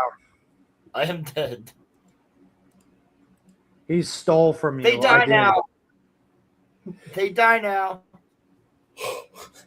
Well, it's probably good, probably because I'm hanging out with a couple people tomorrow, so it was easier to do it tonight than tomorrow. So Just thanks, push- Bagels, for being sick. Hope you feel better, bro. Yo, No, Star Wars bro. Theory just dropped Invader episode 2. I'm about to watch that shit after this. All right, guys. Well, thank you all for joining. Everyone in the chat, everyone on the panel right here. Would you guys like to say where they can find you, my goated friends? Yes. You can find me over at Crimson Law. We're going to be talking about Vinland Saga on Wednesday, so tune in.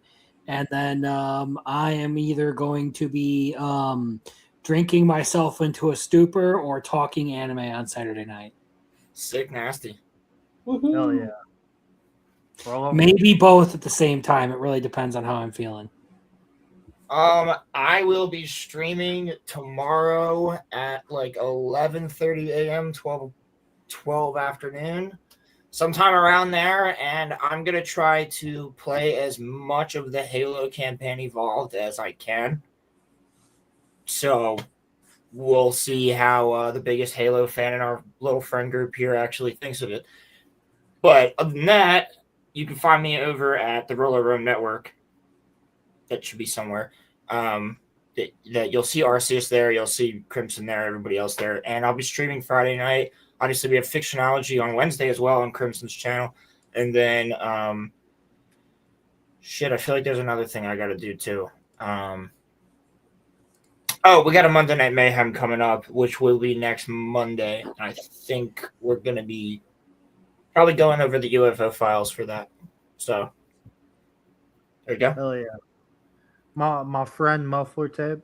Yo, yeah, find me in the Discords. I am trying to be a part of the community as much as I can. This goes for Arceus' server, Rolo Rome, a lot of other places.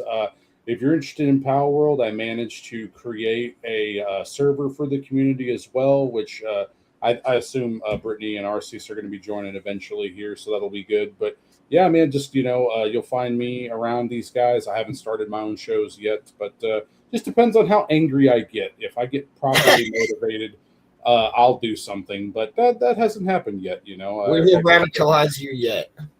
Yeah, well, yeah, I just, again, proper motivation, right? Has anyone found the Dragon Balls to resurrect Biggles? No. Sorry, man. I guess you got another week until it goes. I'm sorry. Clearly, you don't see that I'm a Serpoian, sir. So I'm all about the banana organs. Biggles, I've been working on it, dude. I'm sorry. Yeah, Muffler likes the banana organ.